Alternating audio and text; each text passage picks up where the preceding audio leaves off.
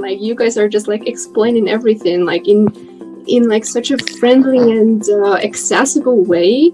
Like whatever I'm learning is like the real lifestyle, like with such an enjoyment and like just such an easiness. Now, the most important part, thank you guys. Hoje em dia eu estou morando em Londres. Logo que eu cheguei, eu comecei a perceber que uma das coisas que eu teria que ir atrás e buscar mais conhecimento seria na área de sustentabilidade. Eu acho que foi aquele primeiro passo bem dado, sabe? Não é assim, algo superficial, não. Quer falar de sustentabilidade? Então vamos falar direitinho. I'll be on the path of sustainability forever, and I dream of a post-carbon world, like always. So thank you guys. I feel like a new architect after learn a lot about the sustainable from you guys. So thank you very much. And I kind of did the week, and I got excited again. It makes me feel really happy about what I'm doing now. Is my step towards the next thing in my life, is really focusing on that, and maybe in consulting and design. But yeah, I'm really excited to be here. You know, it's not even future, it's right now. It's already a movement, and I think there's so much to be done, and I'm so excited. Thank you so much. Thank you. Thank you for your interest in sustainability. I think we can change the world together. But now it's like an entire new world. Like we're really, really, really thankful for all of the impact that you're doing. So it's amazing. And I won't say more because everyone just did amazing things. Ele me trouxe uma metodologia, me trouxe uma clareza de uma didática e uma sistemática para que eu possa otimizar os resultados do trabalho que eu venho fazendo. This course opened my eyes and mind as well for the new that's coming, and I think everybody who cares about environment and people well-being should start the U-Green course. It's just amazing. The people who you will work with, they want to motivate, encourage you, they will support you, and they're so passionate about their work. U-Green makes it so fun. They make it fun to learn, they make it exciting, and they also show you how easy it can be to start your own architectural firm. They're an amazing group of people. I love working with them. They love what they do. They're passionate about design, and they're passionate about helping architects design more sustainably, and that is exactly why you should take part in some of their programs. You will not regret it. Just go for it. Not every day an opportunity like this shows up.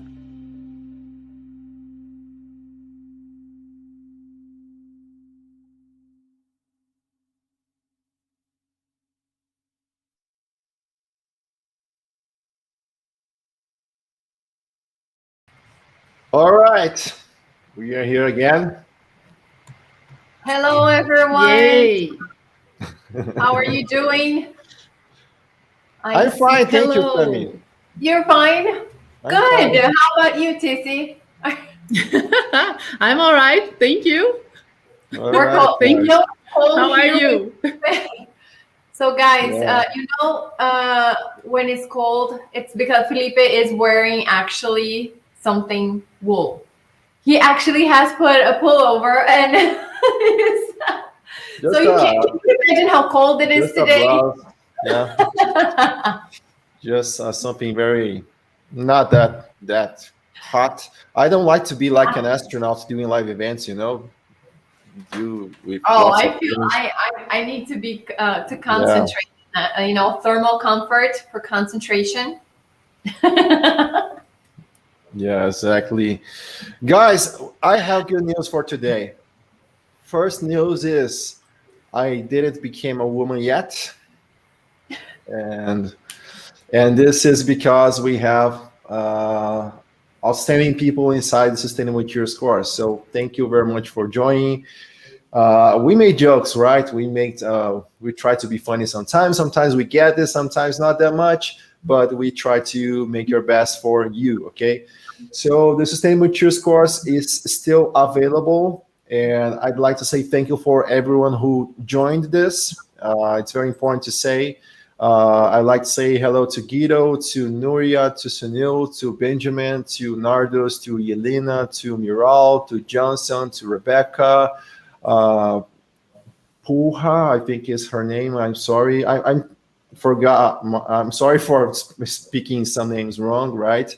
Catherine, Carla, Lynette, Monica, Eduardo, Ilona, Rachel, Lulu, Paula Bueno, and let's see, Oslam, Jivakar, Joanna, Raluca, Maria, Christina, Hannah, Angela, Liliana, Trinka, yeah, Anai.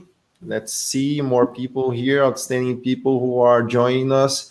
Sabine, Fleur, Yashin, Samuel, Lian, Jonah, Ingrid, Jamie, Amelia, Graciela, and let's see more people here. Nicholas, Jonga, Kirin, Tamara, Gladys, Anne Marie, Tariq, Deborah, Eliza, Georgina. Cool, guys. Welcome. Yeah, Tamara, Sumaya, Pankaj, Jacindia, Shang, Liz, Hall, Catherine Grace, Stella, Viviana, Kristen. Guys, just for you to know, okay? These people are making possible we do a next event. That's what I want to say. And so we are going to have a new event in the future, right? So I'd like to say thank you for everyone who is joining, making this new events possible. We can spread sustainability, and of course, you're going to learn outstanding things with this this beautiful course that is Sustainable Interior Design, right? So Anahira, Annabelle, Apricia, Indre, Melise, Tran, Cecile, Maria, Liak, Marina, Diana, Iratse, Gina, Amin, Peter, Indira, Lou, Wanda Torres, Irene, another Irene, Isabel, Sonia, Yi Chiao, and Yu Vashi Sohal. So thank you very much for making this possible, because we are going to have new events in the future and you guys are making it possible. I'm still waiting for Monica Falula Geller-Bink. Monica Geller-Bink, who she sent she sent a summary for this person on Instagram, and she wants Monica Geller-Bink to actually join the course. Yeah, cool. She was waiting for that name when you were roll calling everyone. She wanted that name to come up. So guys, once again, I just want to stress what the Sustainable Interiors course is about, right? It's important for you to know. So we just stress a little bit. People are asking about some things about the course. I want to stress some people are calling me here. Guys, don't go for it live. Yeah, people want to interrupt the live event for some crazy reason. And let me just, I'm trying to put this thing here, trying to change my screen for a little bit, and then I can stress what the course is about. I won't take a lot of time, okay, guys, but just to make sure that people understood what the course is about, okay? Just a minute here. I will just share my screen. And just for you to make sure, right, the Green Interiors course, the Sustainable Interiors course is this beautiful course here, as you can see. And it's a special occasion that we made the Sustainable Interiors course available for half of the price, the regular price. And we are giving you a community access as well. So it's an outstanding opportunity. And again, some bonuses also. So it's a very thing that we never did before, right? Because it's half a project of the course and lots of things, lots of beautiful classes and bonuses that you're going to get. So this is a community, right, that's going to make you do better Sustainable Interiors project, right? You will learn strategies to carry out healthier sustainable projects. You understand how to add value to your projects, to your careers, and add new services for your company, improve your positioning, and present right superior results. Get more productivity, because we are always thinking about this, how we can make it not for you to do sustainable design, but to make it faster, right? and create this high influential practice that uses world-class techniques in your project. So it's going to have 10 modules, right? The behind the scenes is the first. We prepare you for the course. We give you very cool tips, the chronogram, right? For the strategies, right? The right order, so you won't have problems trying to do it all at once and maybe doing some common mistakes that we have on this. Then we go to natural and artificial light, thermal comfort, reduced water consumption, right? Each one of these are modules, are not classes. It's important to stress. Some people were asking about this. Every one of these are modules, right? Sustainable materials, acoustics, air quality, energy efficiency, movement, mind, and community. And of course, we have all the classes screening, lots of simulation classes as well, so you can understand sustainable materials and present superior results for your clients. Today, we are going to see something about simulation on lighting, so you can understand the main strategies and present to your clients as well. But on this course, you'll have, of course, something more hours of training just on this part, okay? And these are all the classes screening. You will receive more than 50 classes, right?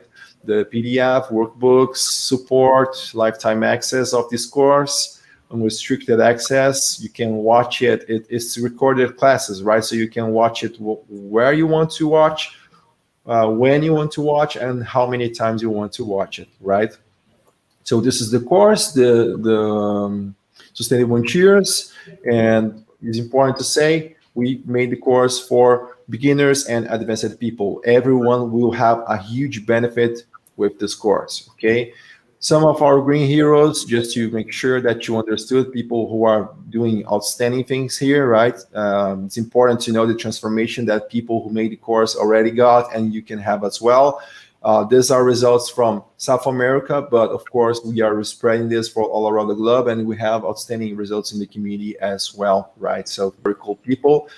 We are giving you some bonuses to fill the gaps. As we said yesterday, right? The integrative process class is a class in the beginning of a project, how you can become a leader and share sustainable strategies with engineers, with people, the project owner, and everyone who is involved in this project. And I think it's very cool because not you are going to start a better project, a more sustainable project, but you will start to become like a leader of this green movement in your region, because you are at the same time teaching people about the sustainable design process, and you can't do sustainable design without everyone together. So it's a very cool leadership thing that you can have, right? Job site strategies is a class that Sammy did. Sammy did these two classes. Sammy is amazing, right? She did these two classes and she filled the gaps on the job site as well, because putting projects, sustainable projects into reality is a challenge. And this class will solve this thing, right? So very important. Every sustainable project deserves to be built, I think, right? So this class is going to make a huge impact on this. The chronogram for the strategies, you will have this chronogram, the right order, the right processes, so you won't waste time trying to do things that is not the right time to do, right? It's important to know. The proposal model to present for your clients. So let's say you have a client, you want to show a proposal model that have the sustainable strategies inside. It's very important so you can just make a differentiation of your services, and also you can charge more for your services because you are doing more things than regular people. Briefing model is the briefing model is the interview process that we use. It's very cool because you can interview your clients, you can collect all ideas that your client have. It's cool for architectural projects, regular architectural projects, but we have our special sauce with sustainability inside. So it's a very cool thing. Actually, this briefing model I developed with doing a consultancy with a company, and just for architecture, and then we ship for sustainable design. So it's a very unique thing, and you are going to get this for free, just a regular price of this package that we are selling you, right? All the event, you're going to have all the event to rewatch if you want to. Of course, the event certificate as well is included, so you don't need to purchase a certificate of this event. The Green Hero Community, what is this? Every access is lifetime, but the Green Hero Community is 1 year. Why? Because we are developing classes every week. So every week we are going to make a new class about sustainable design.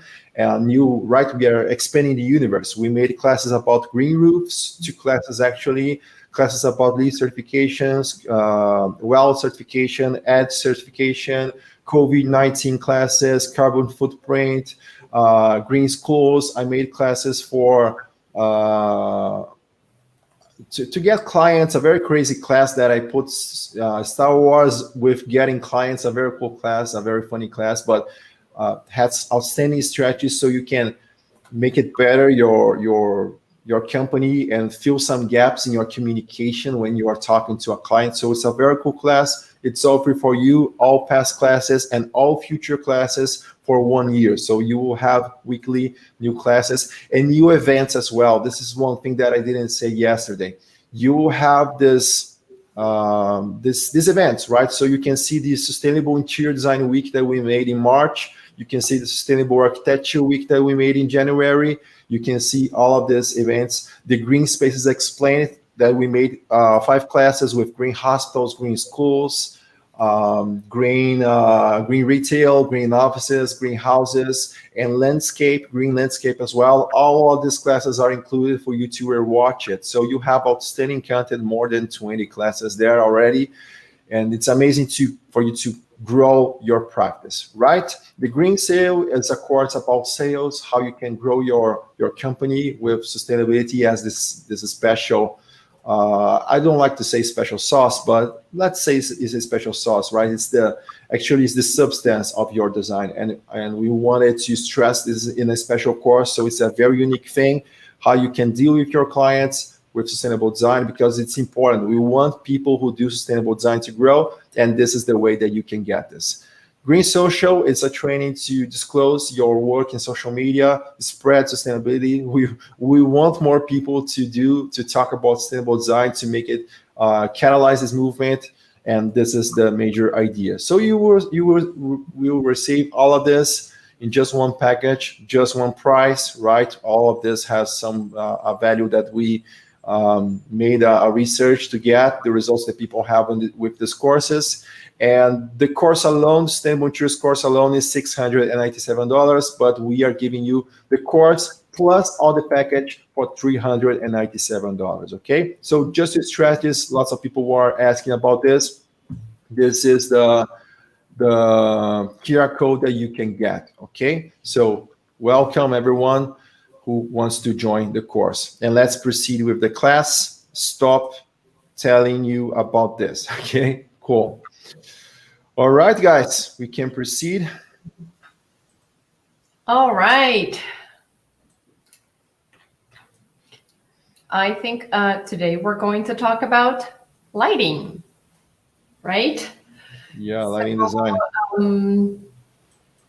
That was the plan, right? This was the plan.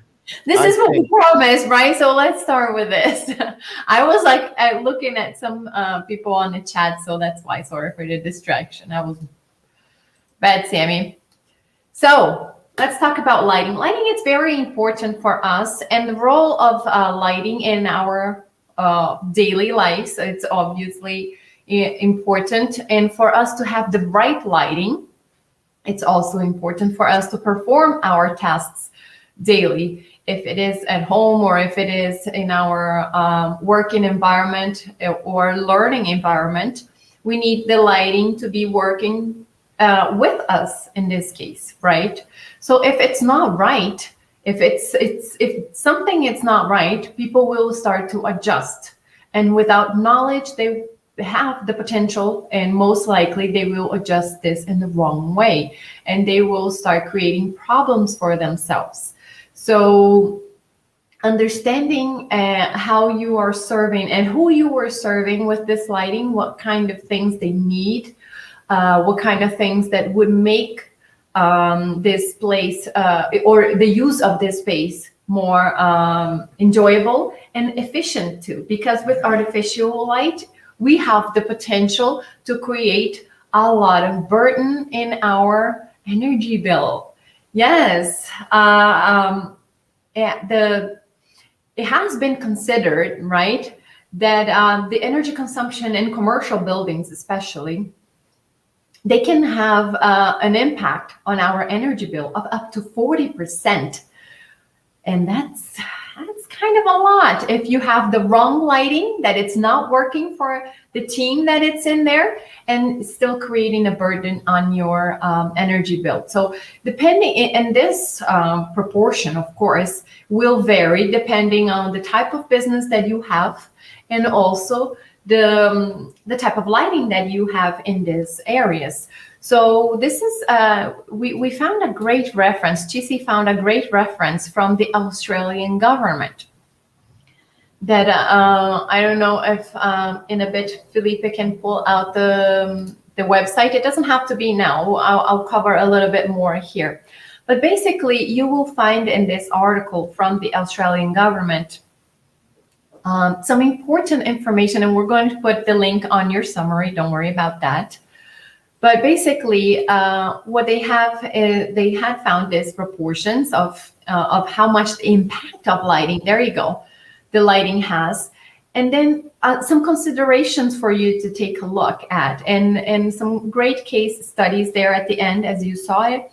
But think one thing that I like to mention when we're thinking about lighting or remodeling a space, existing lighting systems. Most likely, if you are remodeling a space, you're going to get to a place where the lighting is already there.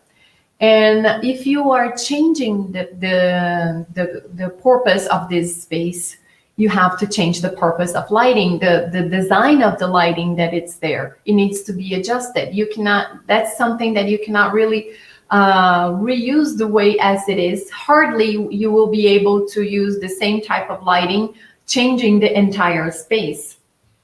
And so measuring or simulating how much would you spend, and most likely you won't spend too much, recreating this this design and actually making it more efficient for you, and changing the type of lighting systems that you have. Sometimes you come into a place where all the lightings, it's very old and then not efficient at all, and this has a different impact today, because LED lights is not that expensive anymore. It's like very reasonable within our market.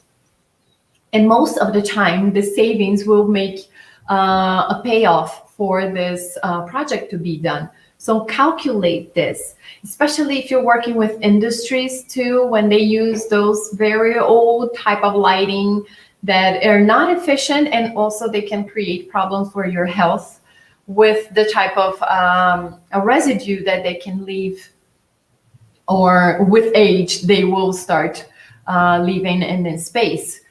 So consider all the things that lighting can bring as far as positive impact for your health, just on your eyesight level, for your health as far as when the lightings are too old that they can contaminate this space, and also for your pocket health, which will be the energy efficiency that you will bring to the lights.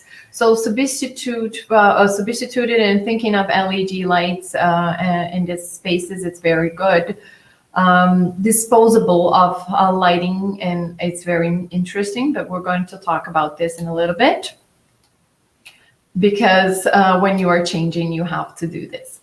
So let's think a little bit of like, as far as lighting design, what kind of goals you're trying to achieve with this. So you have to, the first thing that lighting is for is to enable vision, right? To make it comfortable for us to look at. So task visibility. And we don't want to have contrast. We don't want to have a place where you are trying to like squint and take a look on something that, you know, like you're trying to see something or read something, and the lighting is not enough. Or if you have to be constantly adjusting yourself throughout the day because lighting is good here, then it's later on the day it's better over there. So having this constants on your design to allow for task visibility, it's one thing that we should consider when designing. And in commercial applications, we have a standard that we can we're going to provide for you here. It's the ISO 8995 from 2002. This is a standard that you can use, and you can find the right levels to adjust for each task performance. So, that's a picture of what you don't want, right? Which I just, am I going too fast? No, it's cool. Just to mention that, as Yoda says, right, the failure is the best professor, right? The best teacher, I think, or something. Teacher is the best learning. He talks the wrong way, right? So just to mention this. Teacher is the best learner, ours. Yeah, something like this. Yeah. All right. Yeah. So with this table, see, pop culture. It's here, and we should bring more pop culture throughout this day. We just to as a more pop culture jokes. You guys are very good at it. I'm not very good with pop culture, and I'm not going to say why. But they TC and Felipe, they are very good. Yeah. Okay. All right, task performance. All right, so you have the ISO over there. There you go, little Yoda there. The task performance, you can find these standards. You will find the levels, the different levels for the different tasks and locations that you are applying this to, and use this as a reference. What was it? Sorry, but I forgot the name of the actual ISO. There is a title. Yeah, this is the lighting for working environments, indoor lighting for working environments. And we are going to put for you in the summary some parts of the table just at the beginning of the table, so you have the name of it, and then the part where it says about offices, because it has pages of lighting levels and a glare index, and also color rendering. So these are things that you have to have in mind. We're going to talk about it in a few minutes, but it's just that you know that there is a standard for that. If you don't have a local standard, then this is the one that you should look for, okay? But usually the local standards are based on this one. Great point. The standards that we share here with you guys are usually standards that have been used worldwide or are a good reference for you to use as far as the topic that we are talking about. And we have mentioned other standards during other classes. So if you have local standards, see which one is more strict, because you must abide to your local standards first. These are references for good design practices, and maybe you can look at both.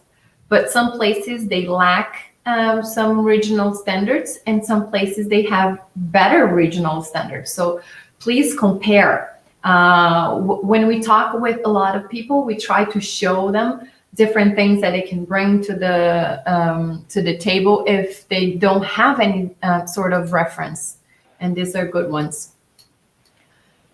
Oh, look at the other guy. See the other guy like trying to look at his computer. Not a good thing. Gamers, don't do that. I know it's cool to play in the dark, but it's not good for your eyesight. Especially when the light is flickering. These guys are watching YouTube videos, I think, and typing. Yeah, or maybe he's just like us, trying to find the perfect picture to show what we mean. So it's just like, oh my God, not this one, not this one. I think he's lying just for the picture. Okay, his guy is lying, but you got the idea.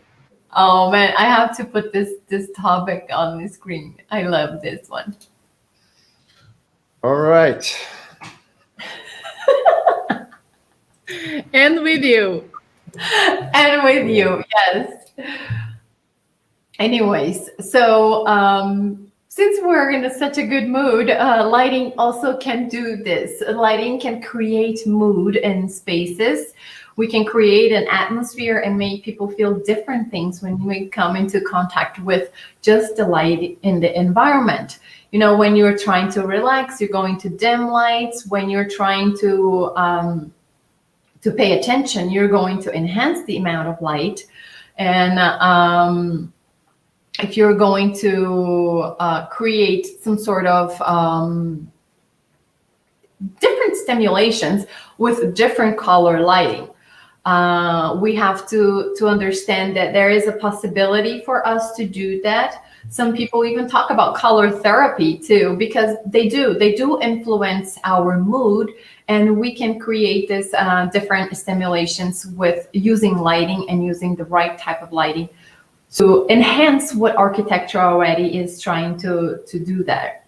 So first of all, you have to be careful with the preference of the people that are there. It's sometimes you have the good intention to present a certain type of mood or a certain type of atmosphere, but the preference of the person, if she's not agreeing with that or he is not agreeing with that, then it's not going to work. You're not going to fulfill your goal if the expectations are not met right there. So take a look on this when you talk with the person, when you suggest this kind of like more specific lighting and safety.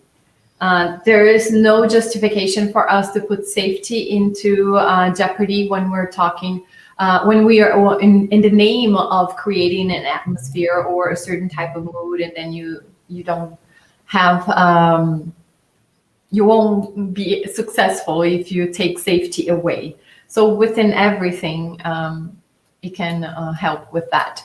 And with mood and atmosphere, you will find that will affect people's performance, right? If you are in a spa, you want that light to be adjusted, but perhaps if you were planning for this space to have dim lights, and this person then will do like a skin treatment, they have to have the possibility of bringing a different light that will enhance that area and will have more light in that. And then you, the professional can perform while the person is still in that mood of relaxation.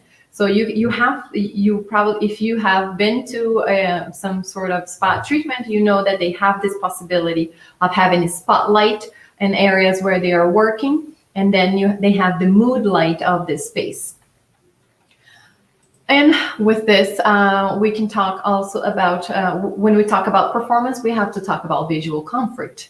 Comfort is a word that we have used a lot during this time with sustainability, because thermal comfort, acoustic comfort, and visual comfort, in this case, lighting comfort, is something that will also help you perform better, and will have to, and can, again, jeopardize your health, causing headaches if you have the wrong lighting, and eye strain. So depending on the context, take a look on how you're designing, take a look on the quality of the installations that you were putting here, because flickering light, it's that bothersome. It's almost like that back noise that bothers you and will distract you. Flickering light will do the same thing. Flickering. I can't talk flickering. Yes, go ahead. Do you want me to show these tables for people so they can understand better? Oh, yes, go ahead. I'll take a sip of water and yeah, just for people to make sure, right? We have these lux measures here, the glare limitation and in color quality, right? We are going to talk this further in the classes, but keep your eye in lux first, because I think it's very important to understand this amount of lux that we have in our spaces, right? Each thing that we do, we need an amount of lux. Usually, the more precise the work you do, more lux you're going to need. So you see it like this, right? Medical attention, so 500 lux. You can see here, right, on, let me get here, offices, right? So feeling copy circulation, 300. Technical drawing, oh, they are talking about us. Cool. 750 lux. CAD this was from that time when people used to draw by hand everything, right? So nowadays, I don't think it's necessary anymore. But anyway, I draw lots of things on paper. My school, lots of things. But I'm old, right? So yeah, when I was not you girls, you didn't get this. On paper and the other half on computer. You didn't get this age that I got. Okay, technical drawing, CAD workstation, and you can see, right? The most you want, right? It's going to be bigger, right? So this is what I wanted to show. Okay. All right.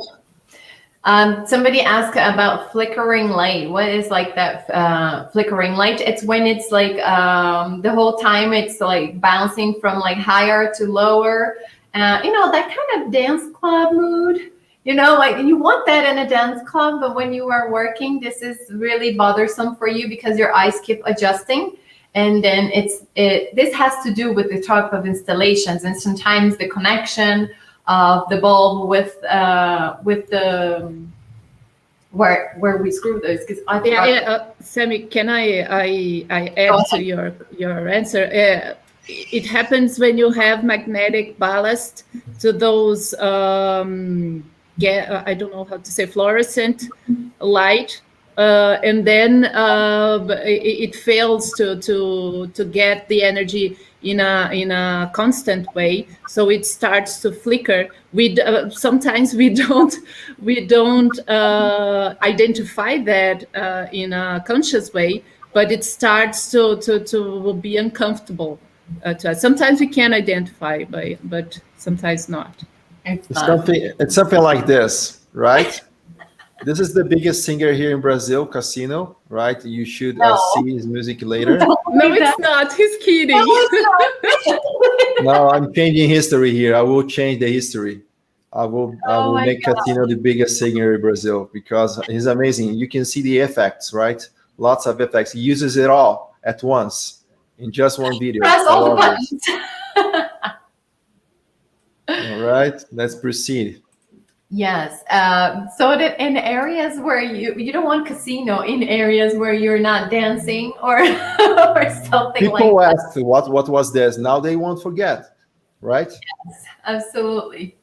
Yeah, but you know, like it depends on there are so many things that can cause that flickering of a light, like Jesus says, and false installations and those things. But the idea is that we don't want light to be constantly adjusting. And this, like Chise also mentioned, sometimes this is very obvious. You can see that, but sometimes it's so subtle, but our eyes will perceive that. And then we have to be careful because it will affect our vision. And also when we mentioned at the beginning to bring in natural light, to bring in the visual of the external into promote the places where you can sit and look at outside. But what you don't want is to be able to have to sit against the sunlight or against the light that it's like or a reflecting building that it's right in front of you. Perhaps in big cities and urban developments, sometimes the building in front of you has this type of glazing that will reflect light towards back to you, and understanding all the way the lighting is, and during the day in the environment that you are performing, go visit your site different times of the day, crucial times of the day for that building orientation, perhaps, or the orientation of the place that you are remodeling, so you understand where to place a desk. Because perhaps if you just went there in the morning and you took that into consideration, then you place a desk right in front of that window thinking you're bringing this beautiful view, and then a certain time of the day this person will have the sun right in front of them, and this will be very bothersome for them to work because, of course, glare is not something that we want to work with. So be aware of glare on your project.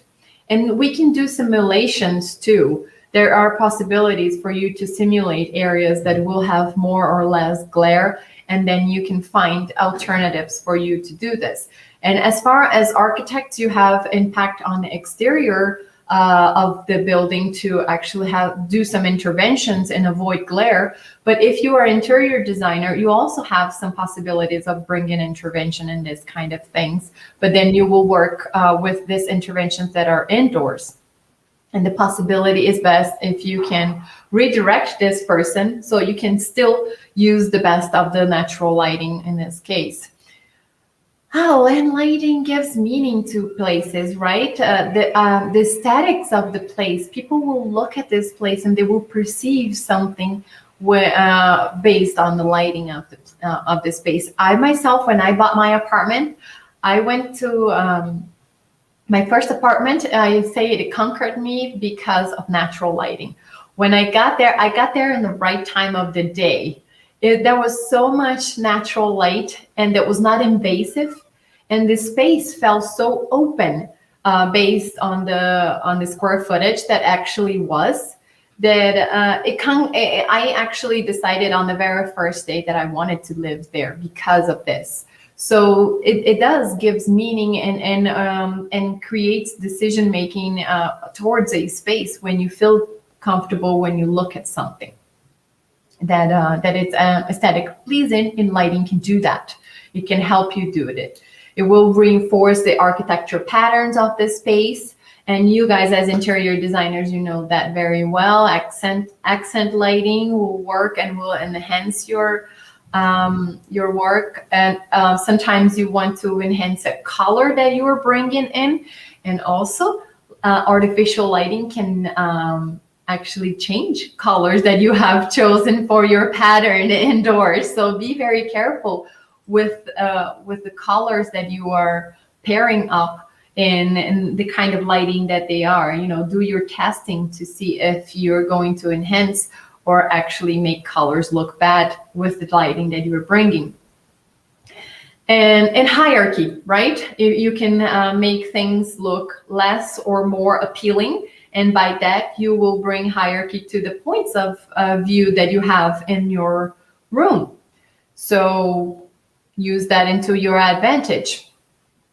And usually people, they don't want lighting to be uniform. And this, I will leave to this two here who knows so much about, the references that we're going to use, which is Felipe, a pop culture moment. Yeah, no, it's to get right. you guys, man. You are we are exactly where you are. Okay. I'm kind of crazy because About hierarchy, and I finished saying about not preference for uniform light, but I was hoping that we can bring that pop culture reference. I tried to make jokes and write at the same time, so it's kind of hard to me. I think I think that we can show these pictures on the website. Again, we are not sponsored by anyone, but this website is really cool, so you can understand the differences in lighting. We just printed some pictures of them in your summary. Yes, of course. Okay. Just very quickly, I'm going to make a quick disclaimer. Today, my internet is not really good, but I hope it doesn't get unstable. I can try to pull up here if you want. I'm okay. It's okay. I just got it. All right. Let me just share. That's a very good thing for you to look at, compare. But when I mentioned pop culture, I was actually mentioning about Star Wars and the uniformity of light.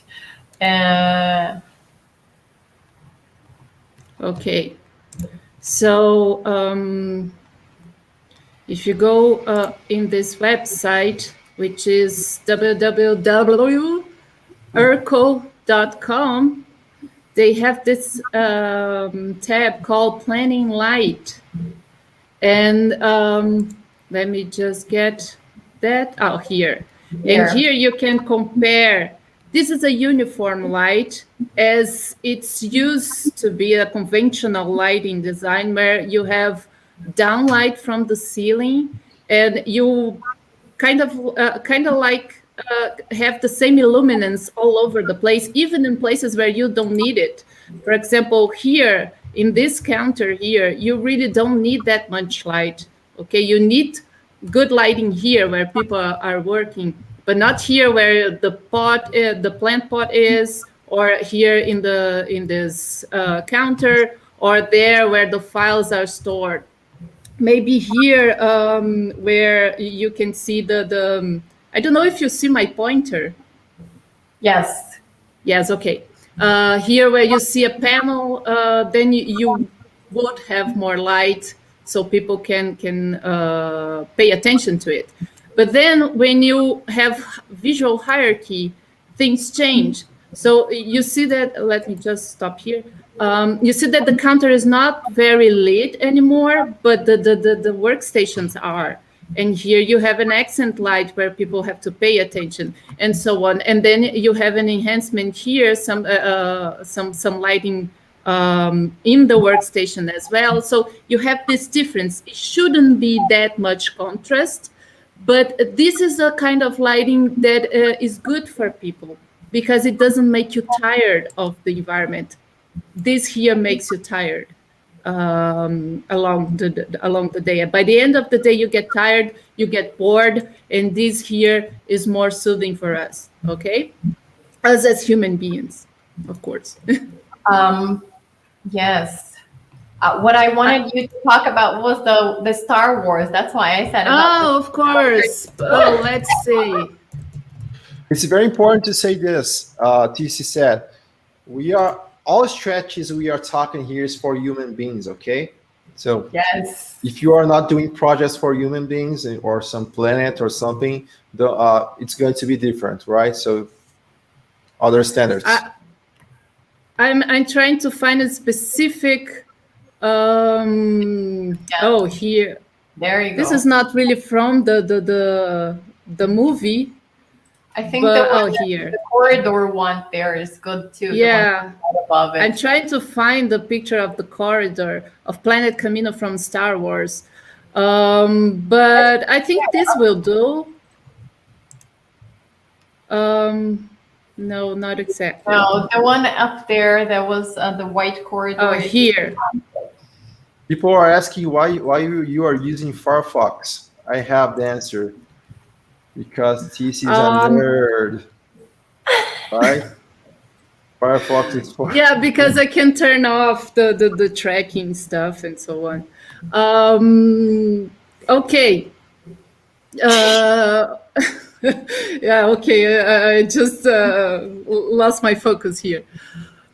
So if you look, if you watch Star Wars, there are different places, different planets. And what I think is most interesting about, aside from the story, of course, what I think it's really interesting is that they really use a lot of environmental information to create those areas.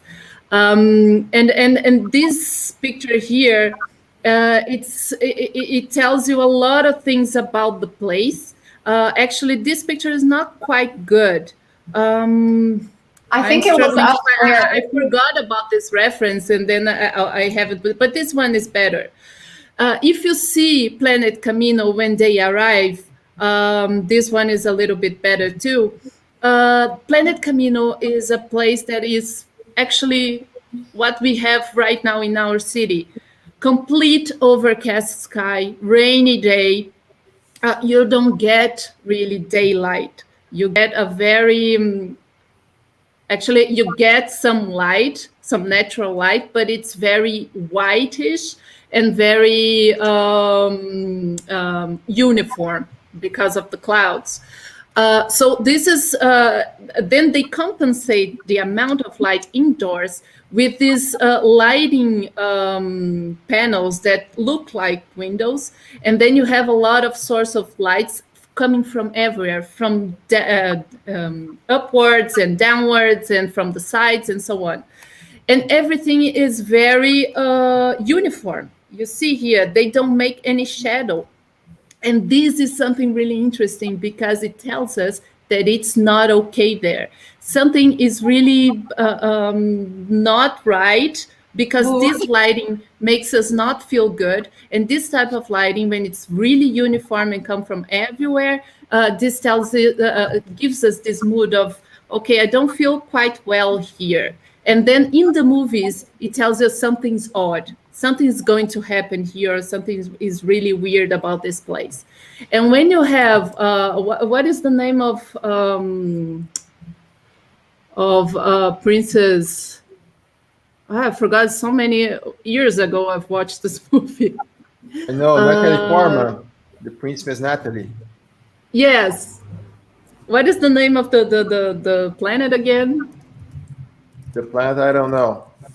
I'm just going to put Star Wars here with one S. And maybe we'll get Natalie Portman. I forgot the name of her. Amidala is her name. Amidala. Yeah, there's a special. Oh, here you see when they present her in her place. There's always nature. There's always natural light. Even in the planet where Luke Skywalker is from, I forgot all the planet names today. But anyway, where it's mostly a desert and so on. So it's a lot of natural light, because this tells us, even here, you see there's light coming from the sides, and you get sun and you get shadow.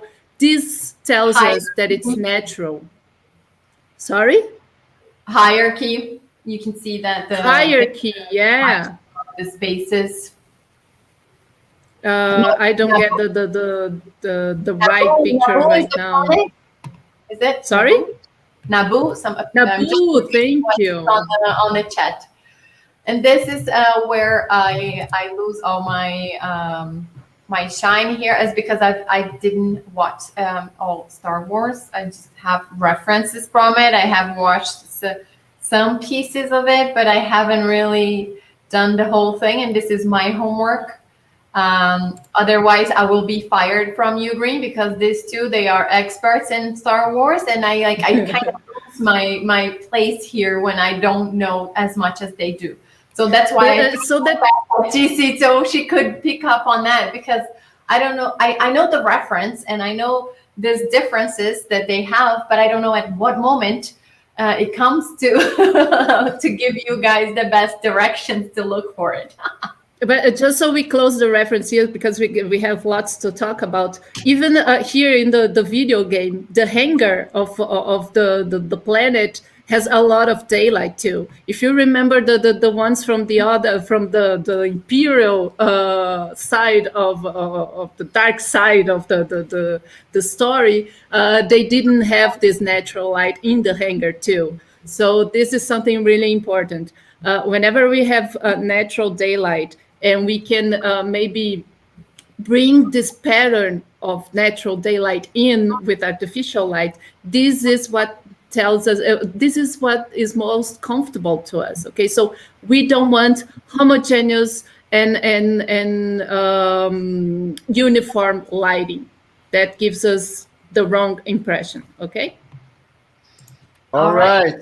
And this something happens at hospitals, and you have that feeling, like that, that hospital feeling people do say about that. And that's the kind of mood that we created this space too. Anyways, so as far as health concern, just to wrap it up here with you guys, as far as health concern, so we have to look at how the lamps are well installed, so we don't create eye strain or headaches or migraines, and the excess lighting to be careful with safety, to have clear emergency lights visibility of places that must be visible. You don't want to be stumbling in places because the path was not well lit. So you have to understand obstacles too that are in this indoor environment and what can be potentially an obstacle. So create the possibility of people understanding the passage of the day, even when you are using artificial lighting to aid. If you have the possibility of creating some ideas of where the artificial light, it can be used only at a certain time of the day, and you can use the natural light, and your circadian rhythm will be aligned with the passage of the day. It's harder to do that when you are dealing with shopping malls, stores, and perhaps, but there are other things that we can bring there. And this depends on the architecture of the space too. So some places you will have less or more areas to aid this type of thing, but whenever possible, keep the circadian rhythm of people in mind, because this will dictate health too. And invest in your client, right? Design for flexibility, knowing that perhaps in the area he will be able to turn to different lights and enhance the amount of light as needed. Or perhaps people with that already have problems with visions, what kind of aid that you can bring to them to enhance these areas too. And allow for dimming, perhaps, or if you don't have two switches or two different controls of two different lighting designs, the one that you have can be adjusted by dimmers too. So that's another possibility of doing that. And lighting also will improve social communication, the perception of people in the light, right? A different type of lighting. Felipe had the picture of the guy. And you can take a look at this, and the type of lighting that you have there on his face, you will see that he looks more or less threatening or tired, or, like this is just adjusting the light. You can make people look better or worse. So, yeah. Sorry. Go ahead. If you look. If you look at the two first ones, it's lit only from the top. So when you are lit only from the top, you get some shadow in some prominent volumes of or wrinkles in your face, and you look more tired. For example, in a meeting room, you don't want people to know that you are tired, or maybe perceive that you are tired when you're not. And if you look at the last two ones, then we have a combination of top lighting with some lighting from also from upwards. From downwards, but in an angle, not really on the top of the head of people. So then you have this combination, and then the wrinkles of that man are soothed. Can I say that way? Are smooth? They are. They are less evident or yes. Subtle. Yes.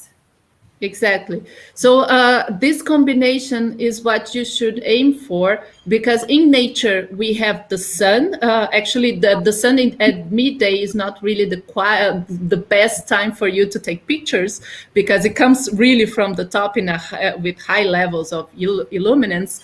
But then when it starts to go down, then it gets better. And this is what nature. This is what we perceive from nature. So. This is what we should aim for in the indoor environment as well. Absolutely.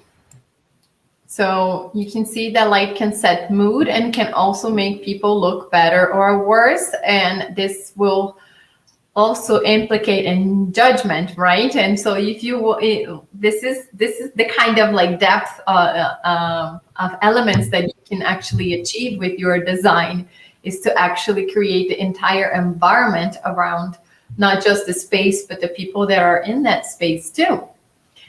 And thinking of sustainability, of course, lighting can bring less maintenance, less lighting items too. If you plan for the right amount of lighting that you need and the type of lighting fixtures that you are using, then you will be able to use more or less. And you don't want to just have like a Christmas lit parade if you can use just, a few items that are working best for you, and then accent light here or there, is to reduce the amount of materials and energy used with intelligent lighting.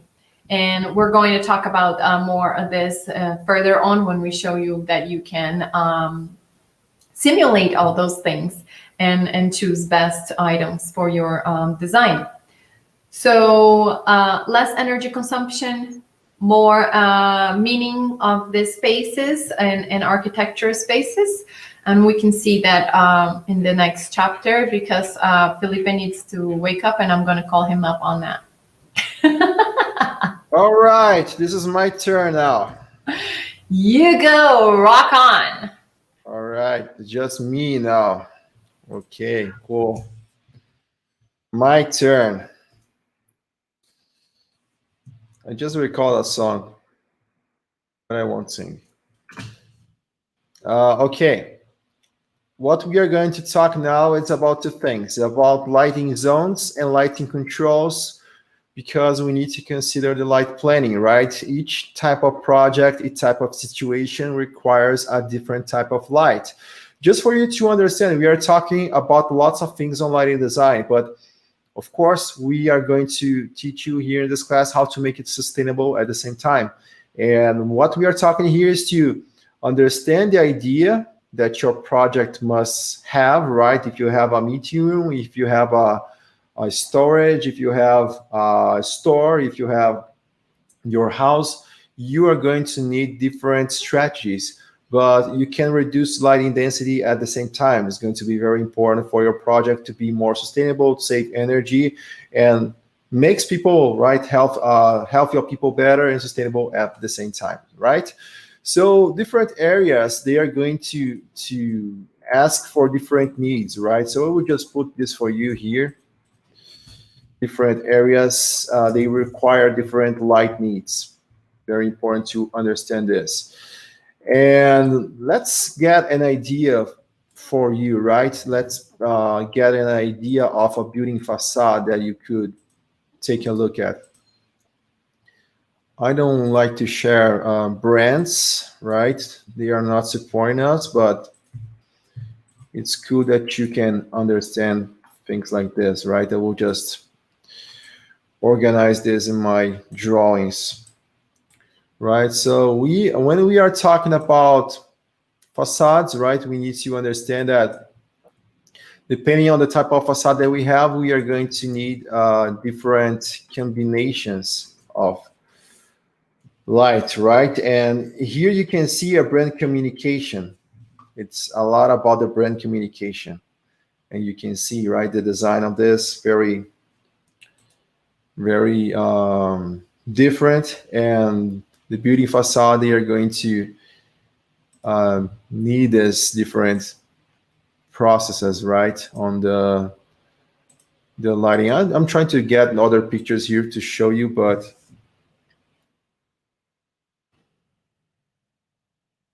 it's about the brand experience. I will get a website here for you, but it's not loading for some reason here.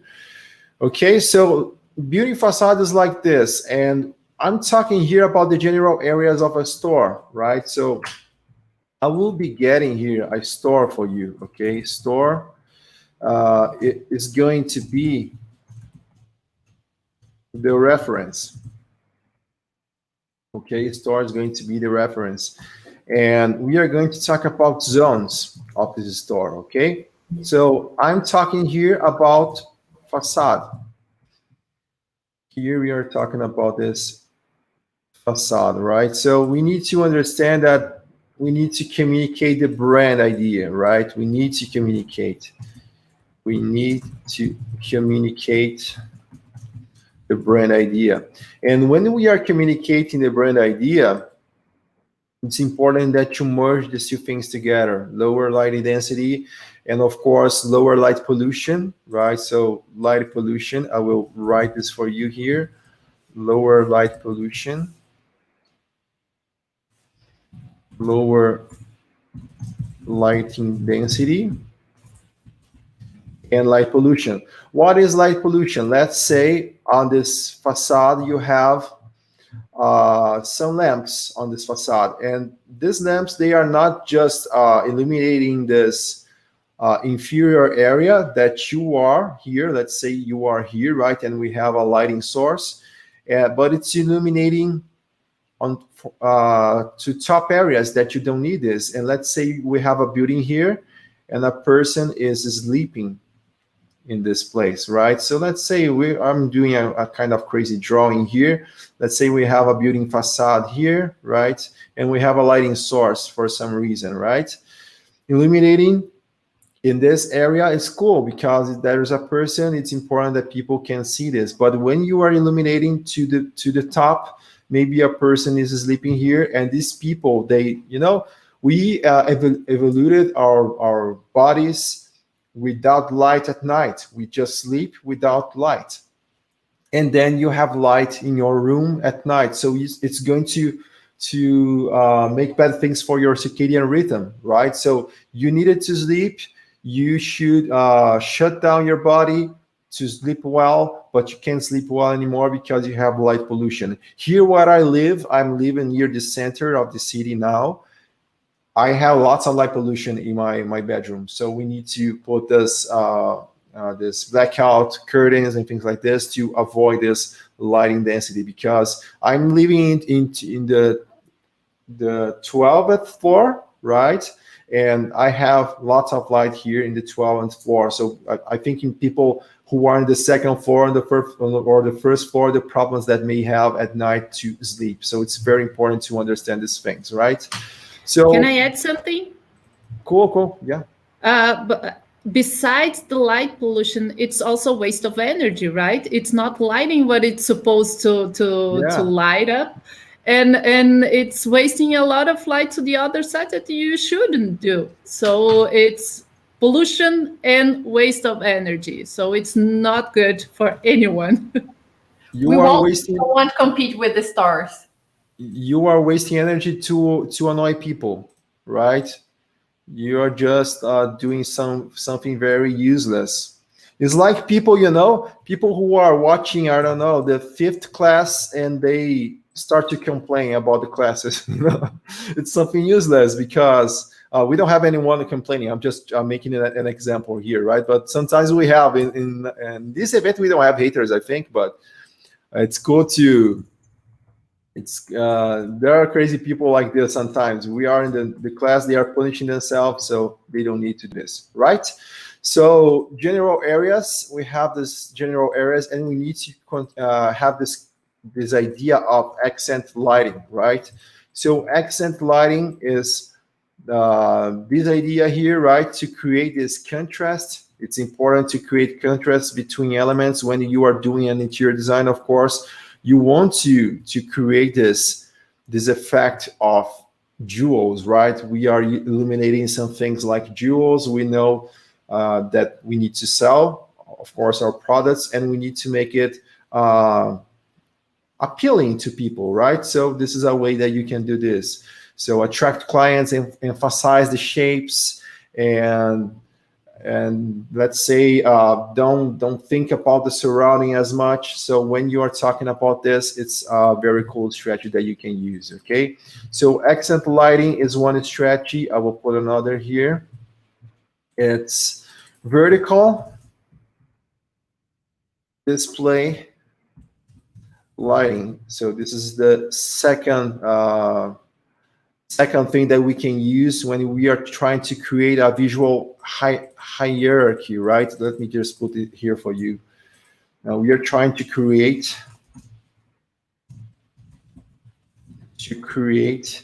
a visual hierarchy, right? So this is a thing that you should be doing when you are trying to create a visual hierarchy. So you can have this accent lighting. You can have a vertical display lighting. Let me show you an example of this, that you can emphasize the elements inside a store as well. We are getting a store because stores, we have lots of these elements. It's the better way to show you this, because in the house, usually we don't have all of these types of lighting. So it's a very cool way to show you this. So display lighting, as you can see, right, we have this display that is emphasizing some shapes, some elements of the design. Very cool store here. It's emphasizing here the people. So people is proving this clothes. They are getting to the mirror, so they are feeling maybe illuminated, right? They are kind of a angel in this beautiful place. Oh man, I became an angel in this store. I will buy everything here. So it's a way that you can do things, right? So very cool. Emphasizing mood, right? You are in this aura. I just became an angel with this clothes, man. Cool, right? So while washing, it's another strategy that you can use. Let me put here for you. Can I just say something? I know that it might feel like we are not really talking about sustainability, but have in mind that usually stores will have downlight and general lighting in profusion. And in that case that Felipe just showed you with a mirror and so on, you have some light stripes, and usually they have a lower power density. So you are having a cool effect with low power and low energy consumption. Exactly. General lighting on main circulations, we just need a general lighting. We don't need maybe, depending on, of course, of your project. You can maybe do a very cool circulation, but usually you want to get more on the product itself, right? So this is a way that you can use as well. It's important to tell the reference, right? It's from David Chipperfield, the architects.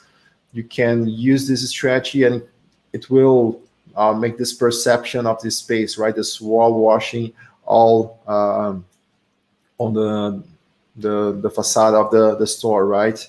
And then you can maybe extend the duration of the experience of this project, right? So this is one idea that you can have on when we are talking about these retail areas, usually this type of different areas here.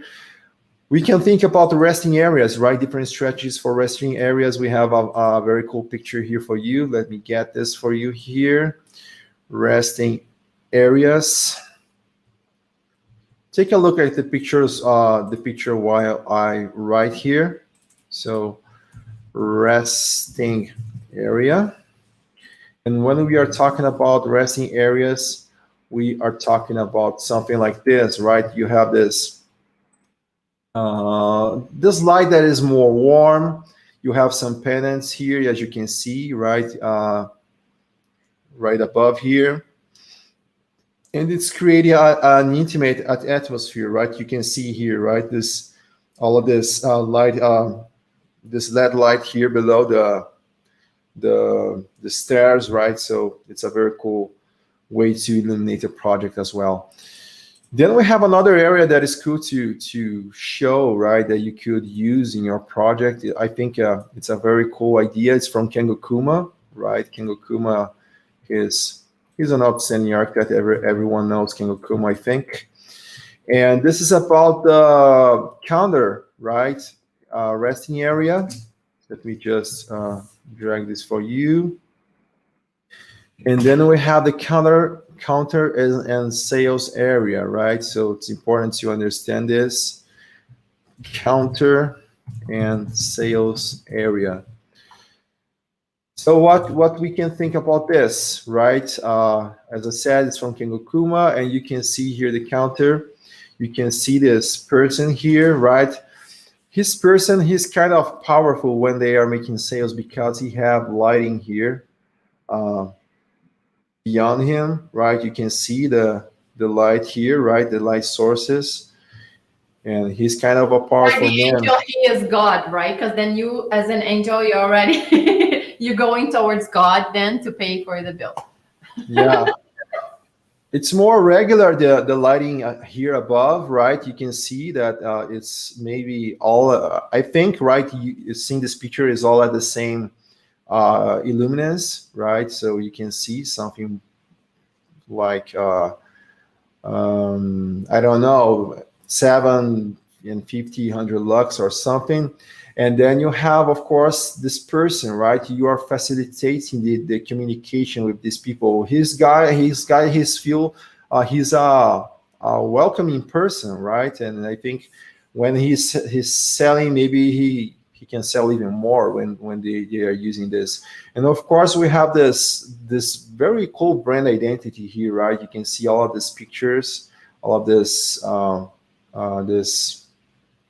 here we call it terracotta, right? Terracotta color in the walls here in the background. So very cool to emphasize all of this. So this is one type of strategies that you can use, right? And then we need to talk about controls as well, right? So we are talking about adjust the need of the project, reduce lighting density, improve the performance of the store, right? And of course, you can emphasize this in any type of building that you want to do this. But we need to think about the controls as well, because if you have control, you can reduce the need of light when you don't need this amount of light. So let's say a cool way to control your building is with dimers. Let's say we have this room here. Dimmer. Sorry? Dimmers. Oh, sorry, I called it the dimers. I'm sorry. Cool. Thanks. And dimmers. And here we call in Brazil dimmers, but I don't know in English I call it dimers. I'm sorry. All right, so we have this, let's say we have 3 fixtures here, right? And this room. We have this window here, right? Very simple window here. And we have natural light in this place, right? And the best use of artificial light is to first understand where natural light, what you can do about natural light. In the Sustainable Interiors course, we teach you all the strategy behind natural light, how you can measure this and understand that you don't need maybe a big amount of artificial light inside your space, so you can reduce a lot of energy consumption. But here, just for you to make sure about this, I'm talking about natural light. Let's say you are illuminating an area here, and of course, this fixture here, it won't need the amount of light that this fixture is going to need, because here, let's say we are going to have a dark area, right? In here, we are going to have a really dark area in this area here. And here is going to be the midway, right? So maybe in your project, you could be using dimers. So let's say we have this area here. We don't need this 100% of daylight. Let's say we need 0 in some times of the day, right? Here we are going to need 50% just to overcome the problems that we have. We are not achieving the amount of lux we want in the work. We are always measuring the work height, right? It's important to understand this. We are always measuring the work. We are not working, right?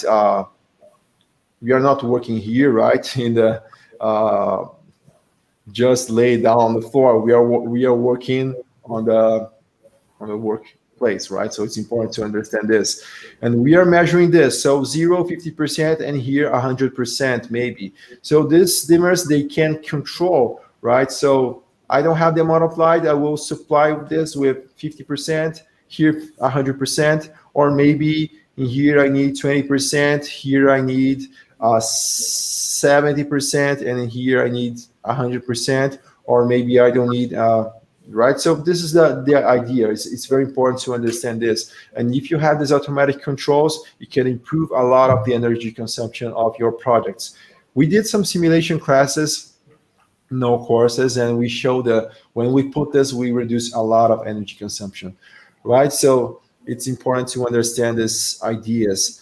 And of course, we can always adapt the lighting control, right? We can adapt. Maybe You can have individual controls inside your areas, right? In each room, if you are working individually inside a room, you can have these individual controls, or you can have group individual controls. And also you can have, let's say, task lighting. Okay, so people, they are cool with this illuminance, but you are not. So you want to have a more light. Maybe it's an idea. Actually, I made a surgery in my eye, right? I made a surgery to remove the, I don't know how it's called, my myopia, right? I couldn't see far, so I made a surgery. And when I made the surgery, I became much more sensitive to light. So I don't need the amount of light that people usually need, right? My eye became kind of different. This was a drawback of my surgery. So every people is different, right? They are different, and they need to be respected in all of the differences. So this is a very important way to understand of this. And of course, we can change the light to overcome, right, the mood of the space that you want to achieve. Let me get some ideas here that you can use, right? Maybe for flexibility. Let me get this for you here.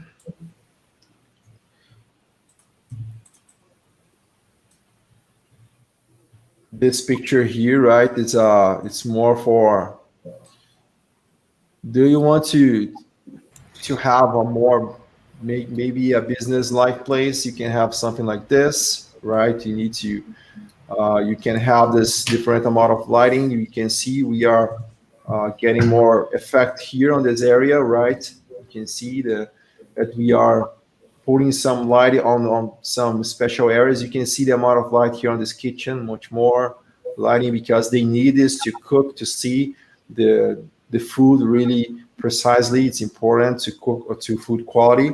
So it's a way that you can use.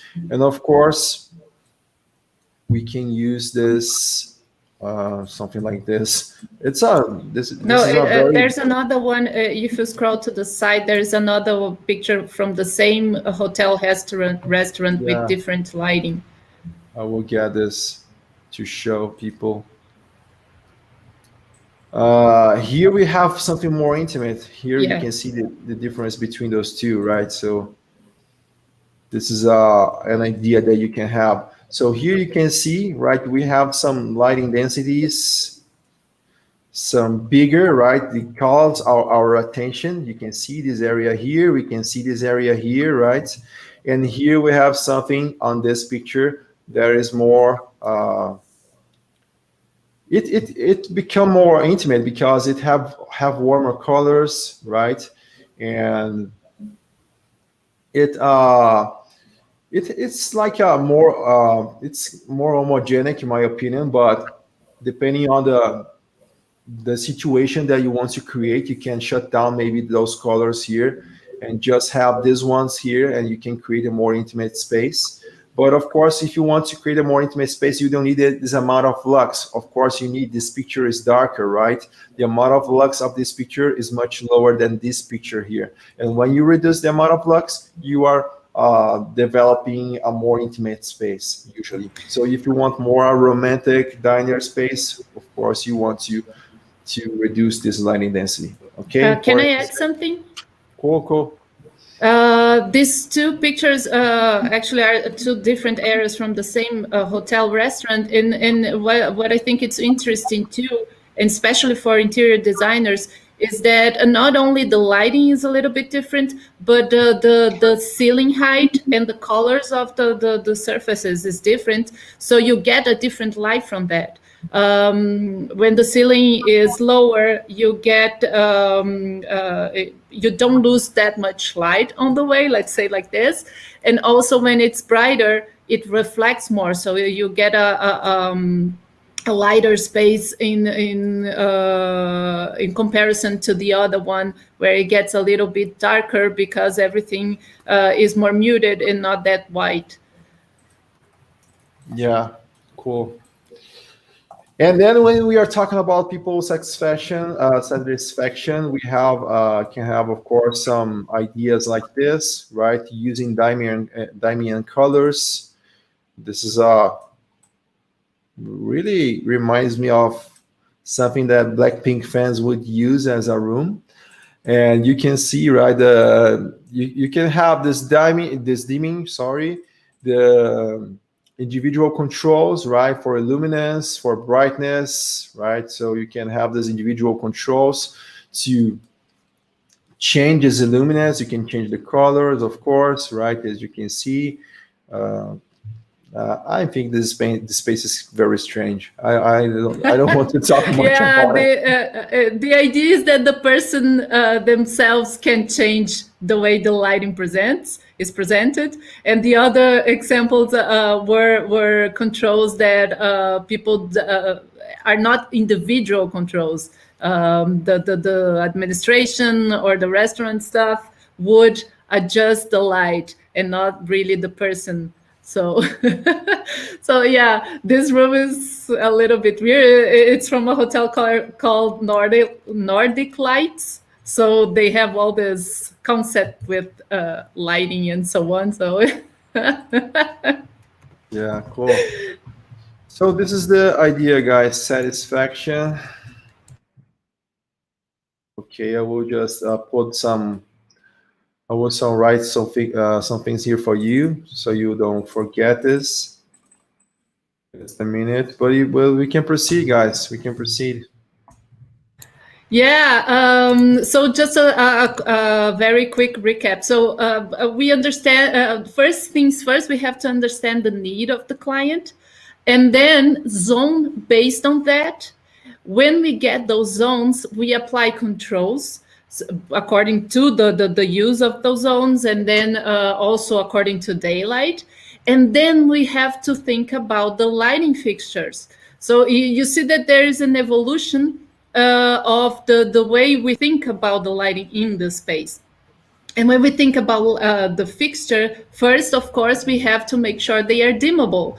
Otherwise, they will not work. Okay, so with controls you need dimmable light, so you already filter the fixtures that you need for your design. Okay, then we have to think about since we are on colors, the color rendering index, not really giving color, but what it reflects back to your eye. It should be as with fidelity, with what you see is what you would see in daylight too. Okay, and what is the problem with that regarding sustainability? Since people don't know the specifics about lighting, when they don't get the right color, they tend to use more light instead of changing the color rendering index. So make sure that you have a good index to your fixtures, up at least above 80. Around 90 or more is even better, depending of what you are showing in that place. And this is one good example. So this dress was quite a meme some years ago, and it was only because of the color rendering of the picture of the room where they took the picture as well. So this is something to be careful about. It changes the perception. So there was a huge debate on that. And this was about a dress, but that could be also people's face. Sammy was talking about communication, improving communication. And sometimes when you are in a store that doesn't have a really color rendering index in the lighting, you feel like you are more, you look like you are more tired or maybe sick because you get this yellow color, and not really, you don't really feel good when you try the clothes or whatever you're trying there. So color rendering index can really affect the way you perceive things. And the quality and value of those things when we are talking about objects mainly. And also the space. So you get a different perception of the formality, or maybe the prices that you get from that, and so on. So color rendering index is something that we should not take for granted, okay? Then we have the color temperature. That means when you see in the lighting package, you have 3,000 kelvins or 6,500 kelvins. That means the color temperature. It's based on a theoretical dark metal that they heat, and then it starts to change color. And when it gets to red, it's about 3,000, and when you heat it more, it starts to get blue. This is why the stars, the new stars that are hotter, they are blue and not red. Okay, so remember that. So when you get a warmer light, it's when it's more yellowish, and it gives you the feeling of a more comfortable and cozy space. This doesn't mean less or more lighting levels. It just means the perception of the color temperature, okay?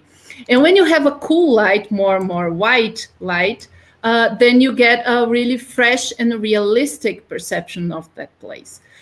So again, it's not being better or not in terms of retail, for example. It's just how the brand is being perceived by the people. Sometimes they want to be fresh, they want to be realistic, and then you need a more white light.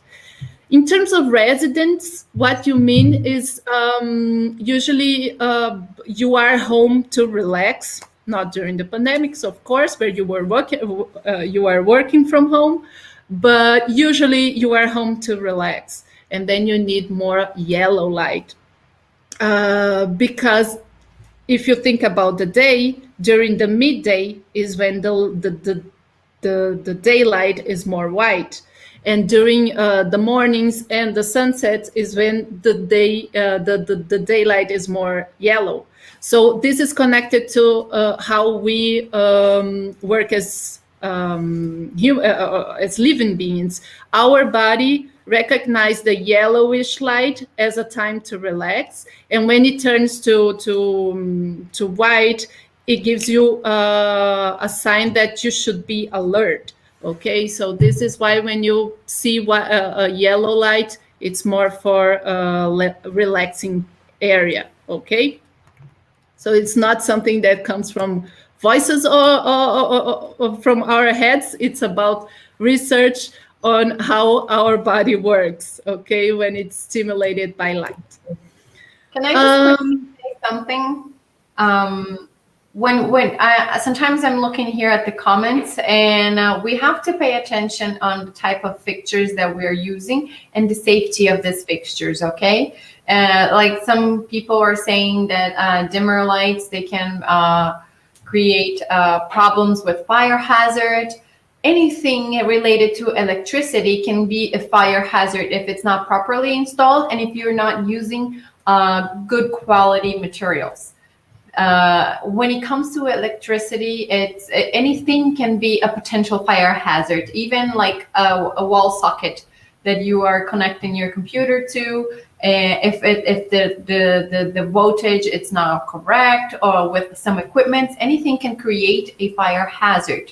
So look at installation instructions, look at quality of products, and if your supplier will give you more of a assurance, right, and directions for it.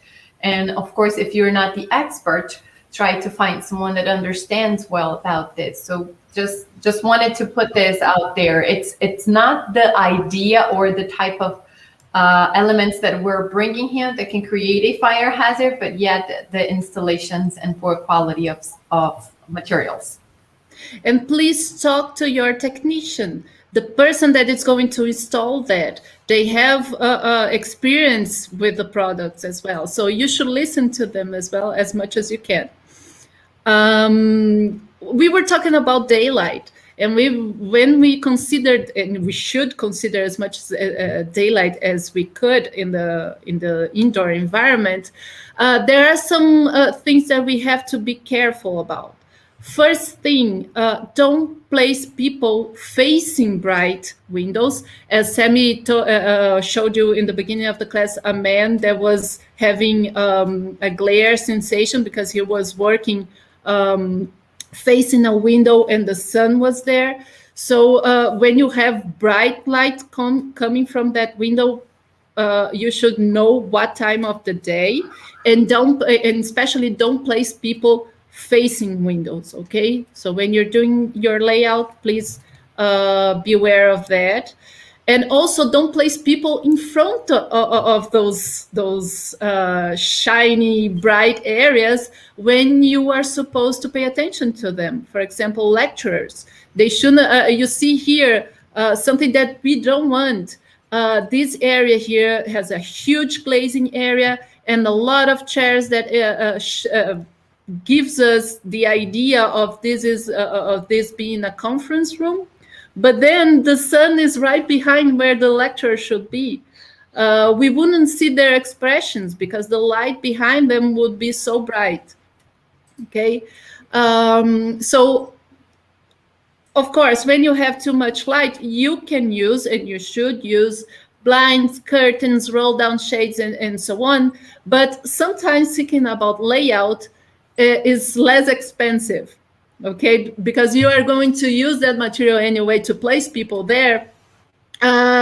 Just changing their position is way cheaper than adding blinds and curtains and so on, if you don't need that to avoid the light. But of course, if you have sun coming down from a lower angle, you should think about having blinds, curtains, and roll down shades, whatever, for some time of the day. Okay, but make sure that you know what time of the day, so people don't get in the dark the whole day. Okay, and then they rely more in artificial light, and this is not really sustainable.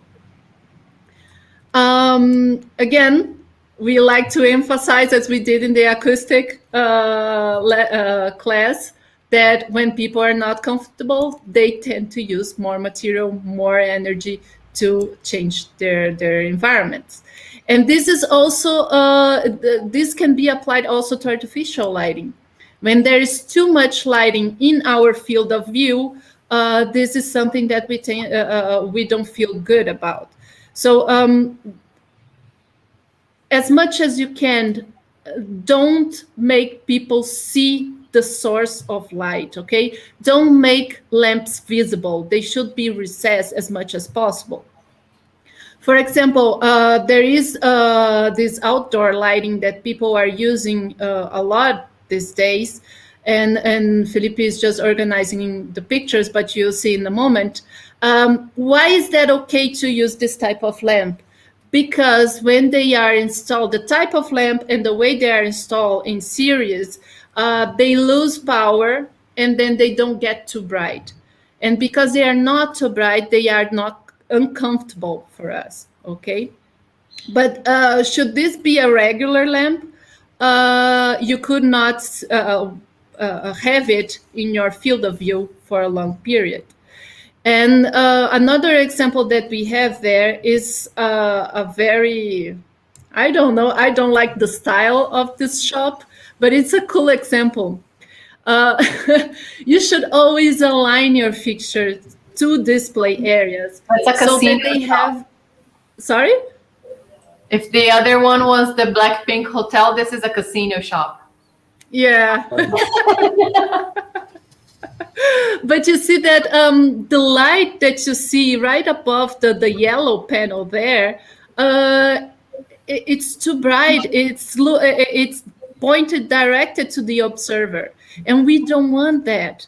Okay, so this is glaring. This is not really. You enter the shop and you get this light in your eyes. Oh my God, I cannot see the product. It's really not good. So what you should do instead, you should make sure that the lighting on this display area is in an angle above 45, because in this way it gets near the display area, and then you won't cross areas where people will walk very easily. So when you are circulating through in the room, you won't be really in the direct line of this light, between the light and the display, for example. Okay, so this is something that you should of course be aware about as well. So as I mentioned, you should conceal the lights. Imagine that you are in this restaurant, this pink restaurant, and there's this light right behind the face of the person you are talking to. Although the source of the light is inside that bulb, and it's a bulb that is diffusing the light, which also helps not to be that bright. The area is big, and it's right in the middle of your field of view. So this is still something that for a long dinner, it wouldn't be comfortable. Okay, so you don't want that. And when we think about concealing the lights, if you have a desk light, for example, usually they have this protection. We are talking also about louvers and this type of barrier that fixtures have. But you can also conceal the lamp in the ceiling. Okay, so this is something that you could do as well. So please, again, make sure people don't see the lamp, the source of the light. Okay, this is not comfortable. You should also, I don't know if I'm going too fast, Felipe. I'm trying to be with you. Okay. Because we have some pictures that we are having problems. I need to capture the screen and then save and then drag here. It's kind of annoying me, but I'm getting there. last day of event. The computer is already giving up. Okay. Yeah, the computer giving. We are not going to give up. You only talk. I'm the one working. Yeah, we are not going to give up. And I want to know, guys, are you learning there something? Or maybe nothing? I hope so. 5 classes of no knowledge. This is it. Yeah? Okay. Any knowledge. I didn't learn anything. I'm just here because I'm waiting for my bus. So I just watched those classes. All right, let me see if people are enjoying. There's the internet connection. Everything is giving up on us today. Like they're like, okay, we're not. You go on. We're here. Yeah, we are not learning. I'm just here to hate you some more. Your bad jokes, right? Okay. I'm just here for the bad jokes, actually, right? Yeah, I'm just here for the bad jokes. Yeah, start back with the bad jokes, and we'll be back to work for you. Right. Cool. Okay. Great responses here on the chat. So good. We have more people with us. Computer, please help us. Okay, moving on. Everyone, when we think about anything in sustainability, it's about using it for the right purpose in the right amount. What does it mean? You should light only the surface that you are supposed to light and not let it spill all over the place, okay? Don't spill light, don't waste light, don't waste energy. That's the thing that Felipe was talking about facades, but it's also about indoor areas that you want to light up, okay? We showed you also that example from ERCO, from that working area where they were lighting. The first example was lighting a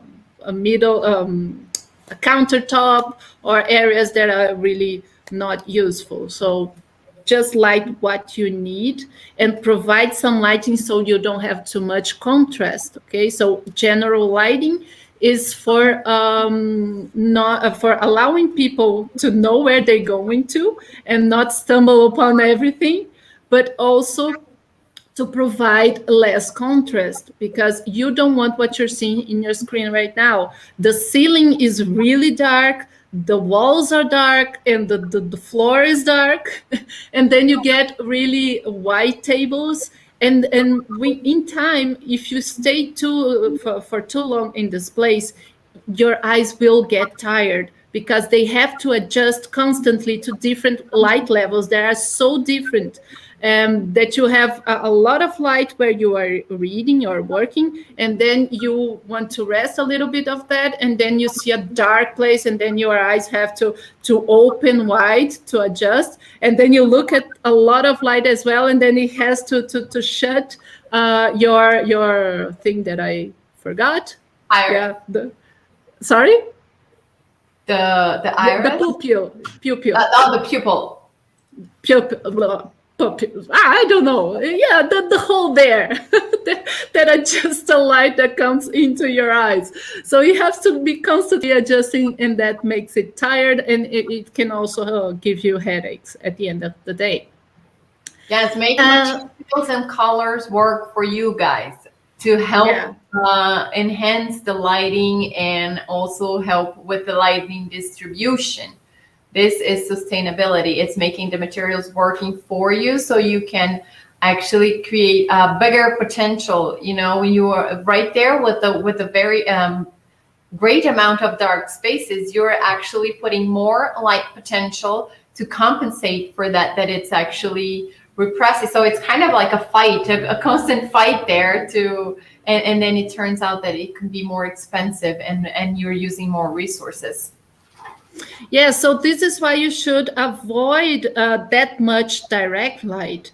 Okay, so you should use that for accent lighting and task lighting only.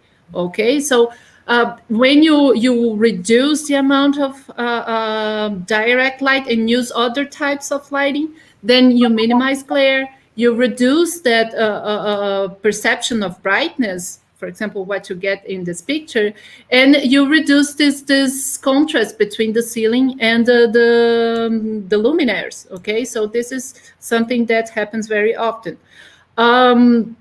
So again, to make it green, only use for accent lighting and task lighting, and then you compensate the other areas with indirect lighting. Okay, because then, as Sammy said, you are using the room as your lighting fixture.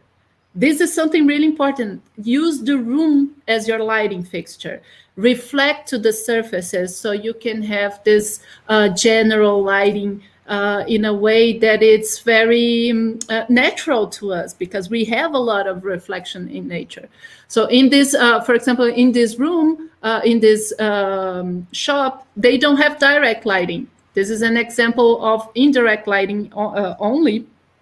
When you have these stripes only for details, and then they reflect, for example, behind the countertop, you have this reflection in the, like a wall washing effect that gives this,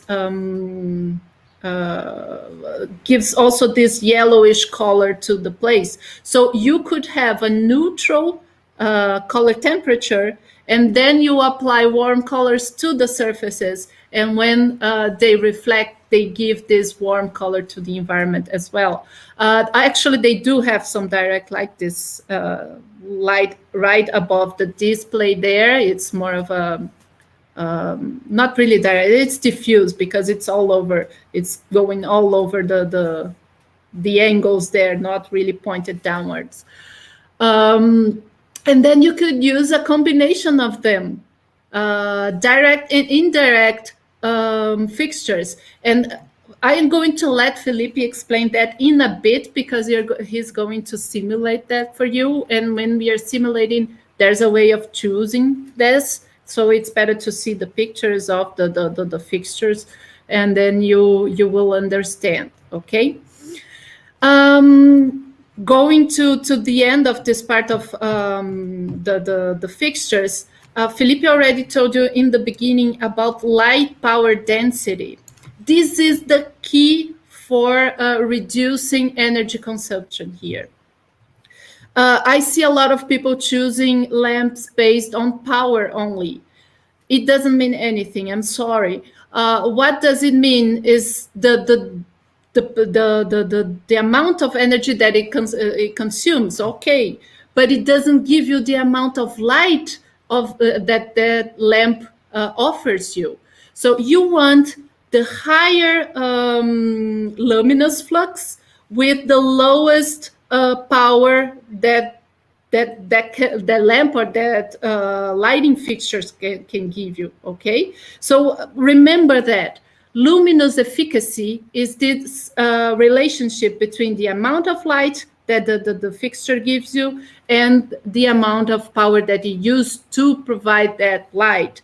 Okay, because many fixtures can turn that power into heat, and we don't want that. Okay, so LED lights are known for being sustainable because of that, because they don't really turn that power into heat. They turn that mostly into light. Okay, so this is something that you should have in mind, especially for general lighting, because you need it spread out, and then you can have a lot of reduction when you have a lot of energy reduction when you have a high luminous efficacy. And when you have a high luminous efficacy with a wider angle, you can have more coverage in your area, and because of that, you use less fixtures. So it's all connected. Yay! Sorry, I have fun with this type of things. I'm weird, I know. Where do you get the threshold for power lighting power density, or LPD?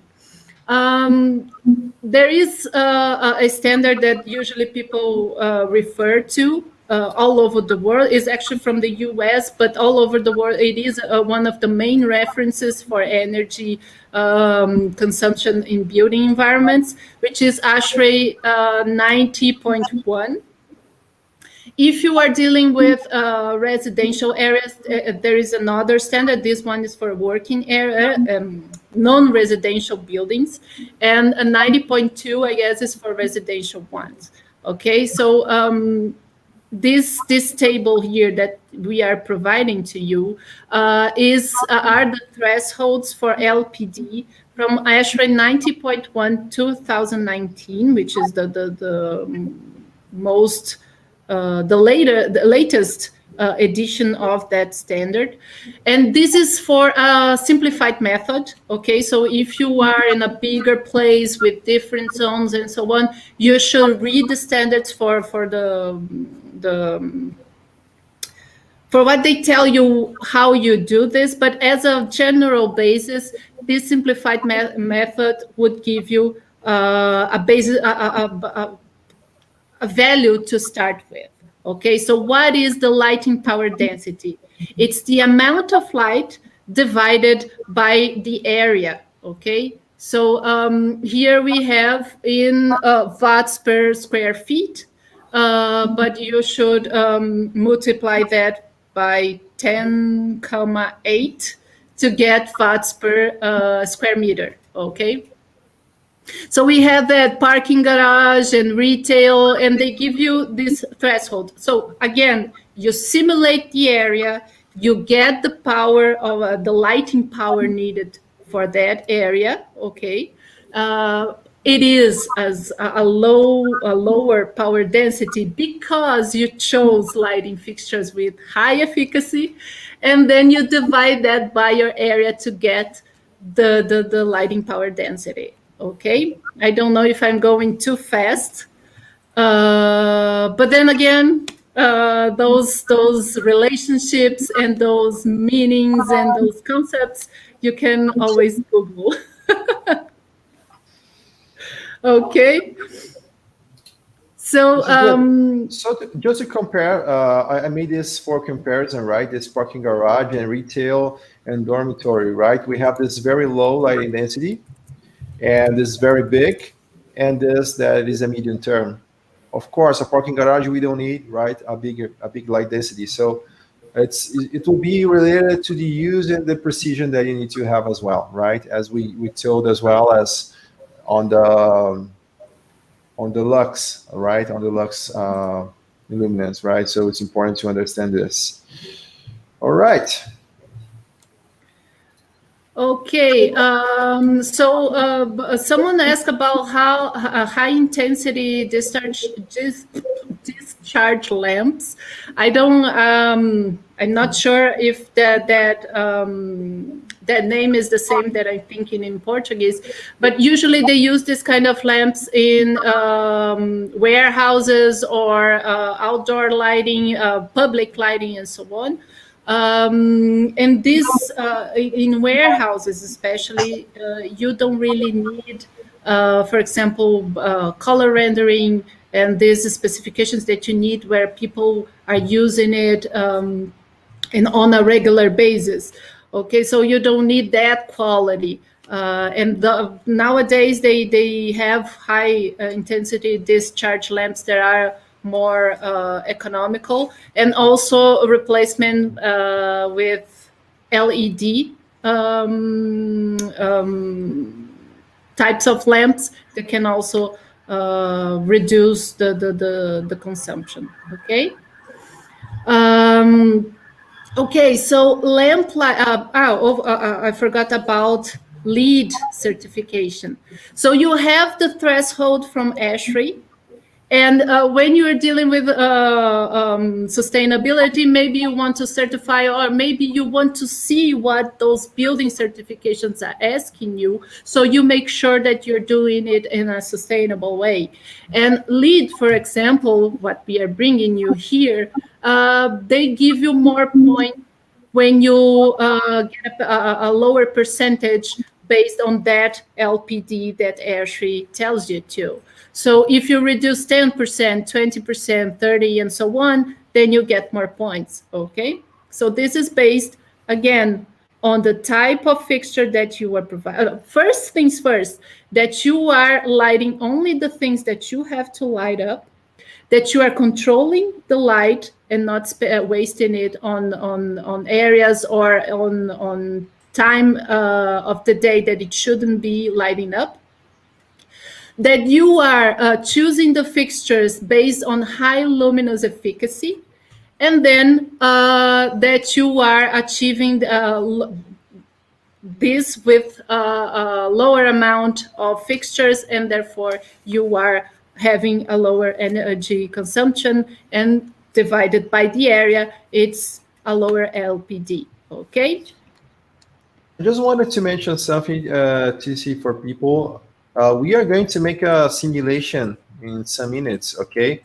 This class is going to be 2 hours and 30 minutes. I thought in making a summary of classes in the end of this, but I think people are going to get very tired with all of this content and the summary.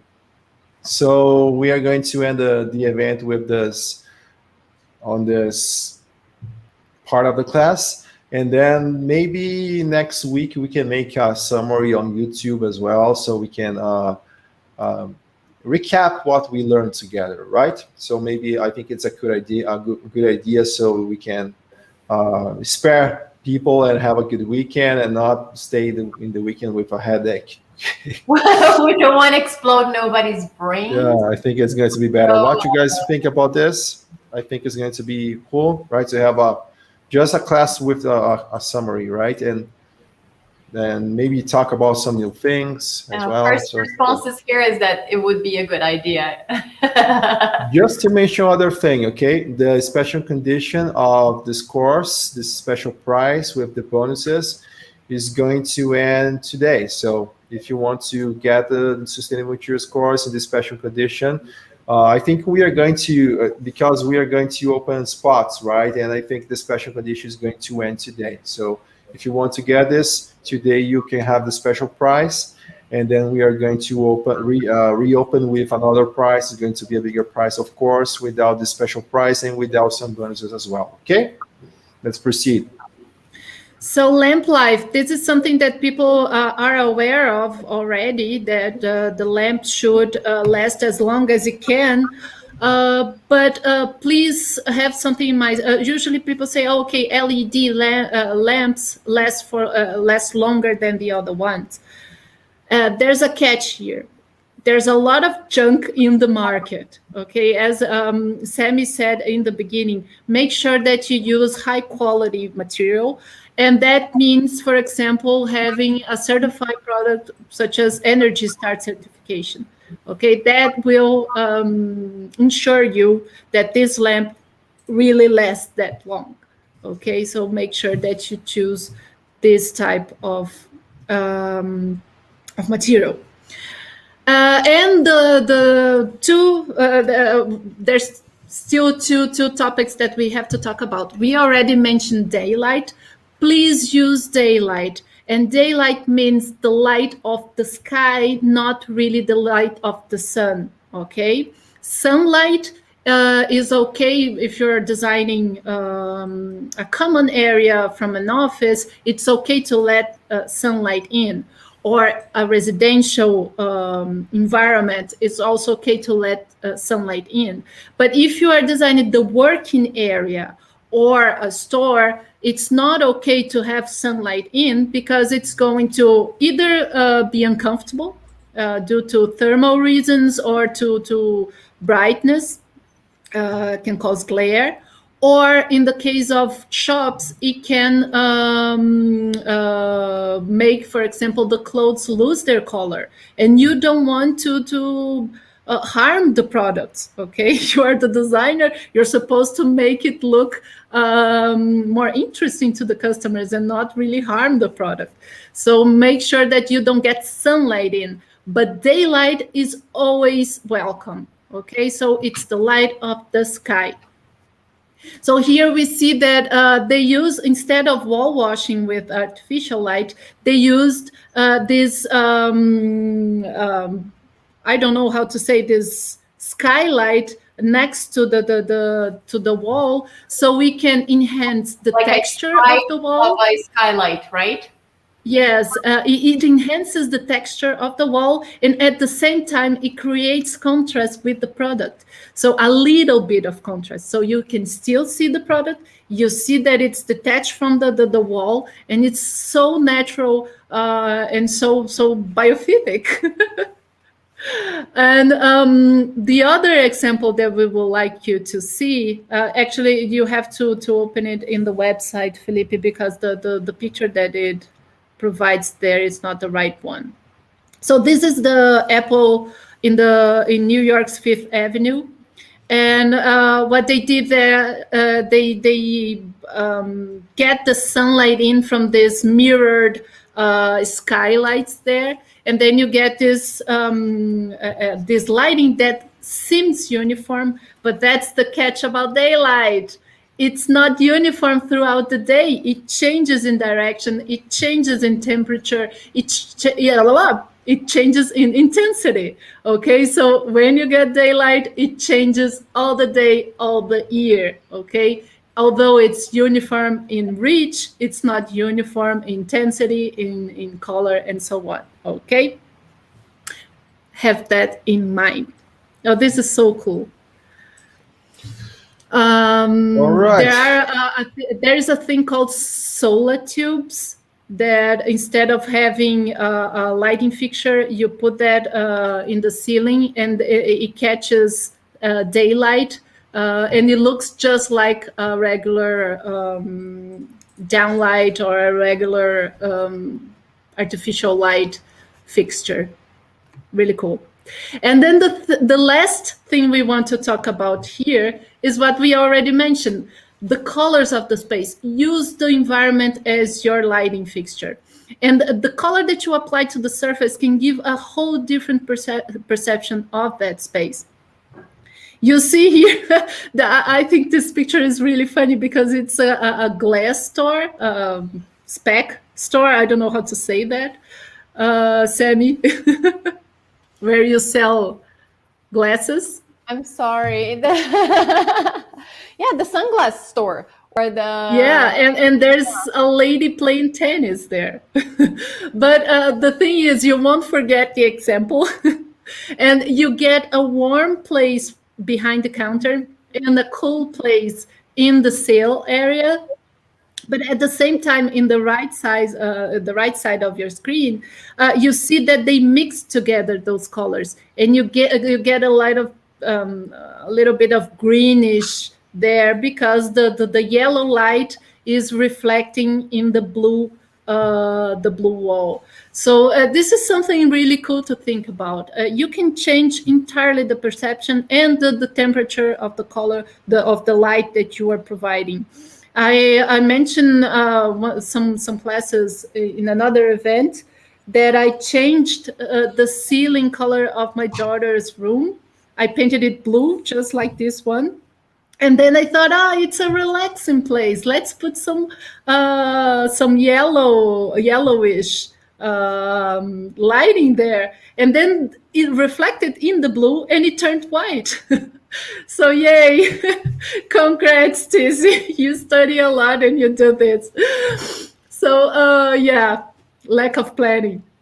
So please have in mind that the color of the surface will change the color temperature of the lighting you are specifying, okay?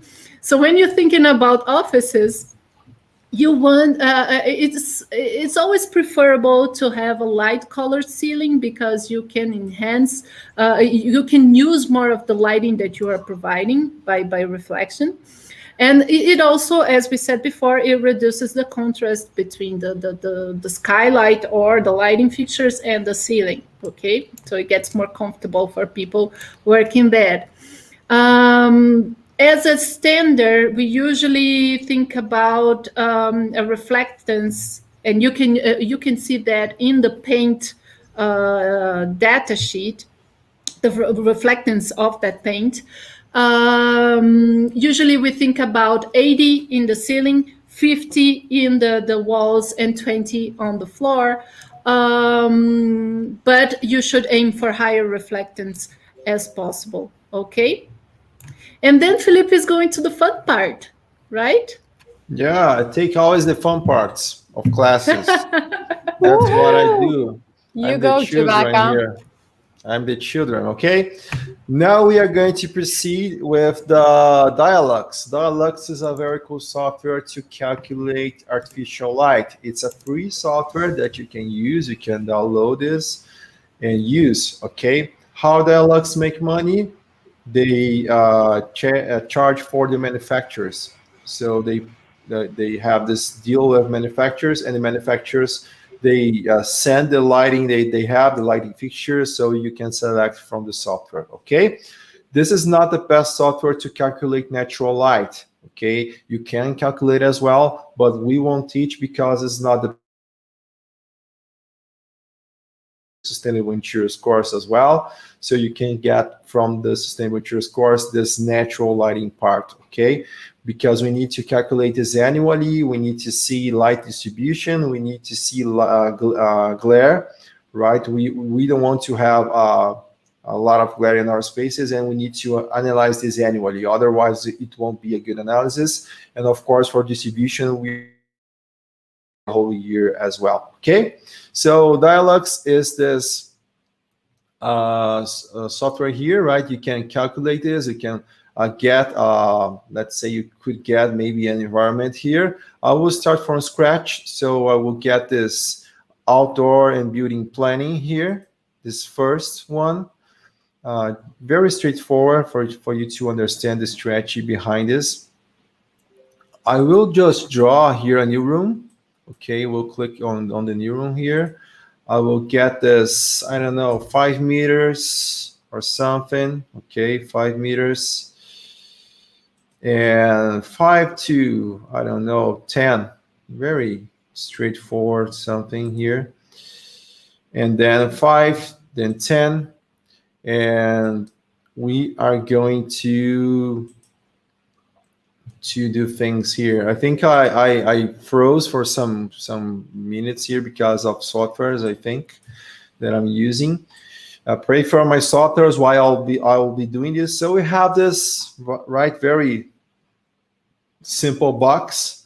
I will go here again, and I will go to this part here on furniture and objects. I will select some furnitures. Okay, you can see this small table here. I will click on select, and I will get this very straightforward here, this storage here, this shelf, right? I will rotate here. You can click here above, rotate this, drag, right? I will just drag here, very simple. Okay, guys, don't be attached for the design, right? Just to show you the idea of a simulation like this that we teach you in the course with more detail, right? For some reason, it's not moving. Let me try again. A few people are asking if it is possible to import a model into this software. Yeah, it's possible. It's possible to add a DWG file and draw above this. It's possible to get a IFC file also and import this. It's not an issue. You can just do this. It's very, very simple and easy. For some reason, it's not moving. Let me try here on 3D. Okay. I'm getting this on 3D. I will just drag. While you do that, I'm going to ask you another question. Cool. Someone asked about what type of lighting fixtures to use in slab ceiling. I don't know if I'm saying that right, but it's pretty much what we said. Although you cannot recess the lighting fixture, you can also use, for example, and Felipe is going to show you in a minute, direct, indirect lighting, because they are usually pendants. Yeah, in this way, you are getting downlight, but also reflecting to the ceiling, to the slab, and you can paint that in a light color as well. You could use spots directed for accent lighting, or maybe to reflect to a wall, that you get this general lighting by reflection as well. It depends on what you want to use, what you want to highlight, what is the use of the space. But what I want you to have in mind is that the fact that you are not able to recess the lighting in the ceiling is not something that will prevent you from doing a good lighting design. Okay, there's a lot of options in the market, depending again of what you want to light up and what is the use of that space of there or that area. Yeah, guys, this is the space, right? This is a very random store, and you can see here, right? We have some shelves, and we have this medium part. Let's say it's I don't know. Let's say it's a jewels. No, not jewel. Let's say it's how do we call bolsa? It's purse. Purse, yes, purse. Yeah, purse store, I think, or something, right? Could so be we like have a Coach or a Louis Vuitton purse store. Yeah. We're saying their name a lot. Maybe they will send us a gift or a sponsor for mentioning them.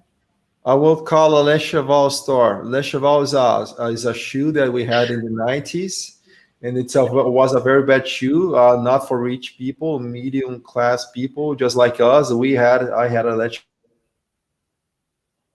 Okay, he froze, so I'm going to say here that we are not getting sponsored by Les Cheval, definitely. No, I want to be sponsored by Louis Vuitton. Stop saying that. No, Les Cheval failed. Les Cheval is not here anymore. Okay, guys, I will just drag this. I just got this lighting. I will get this rectangular arrangement here, and I can just click on this, and on this, and I will be doing just a random fixture here.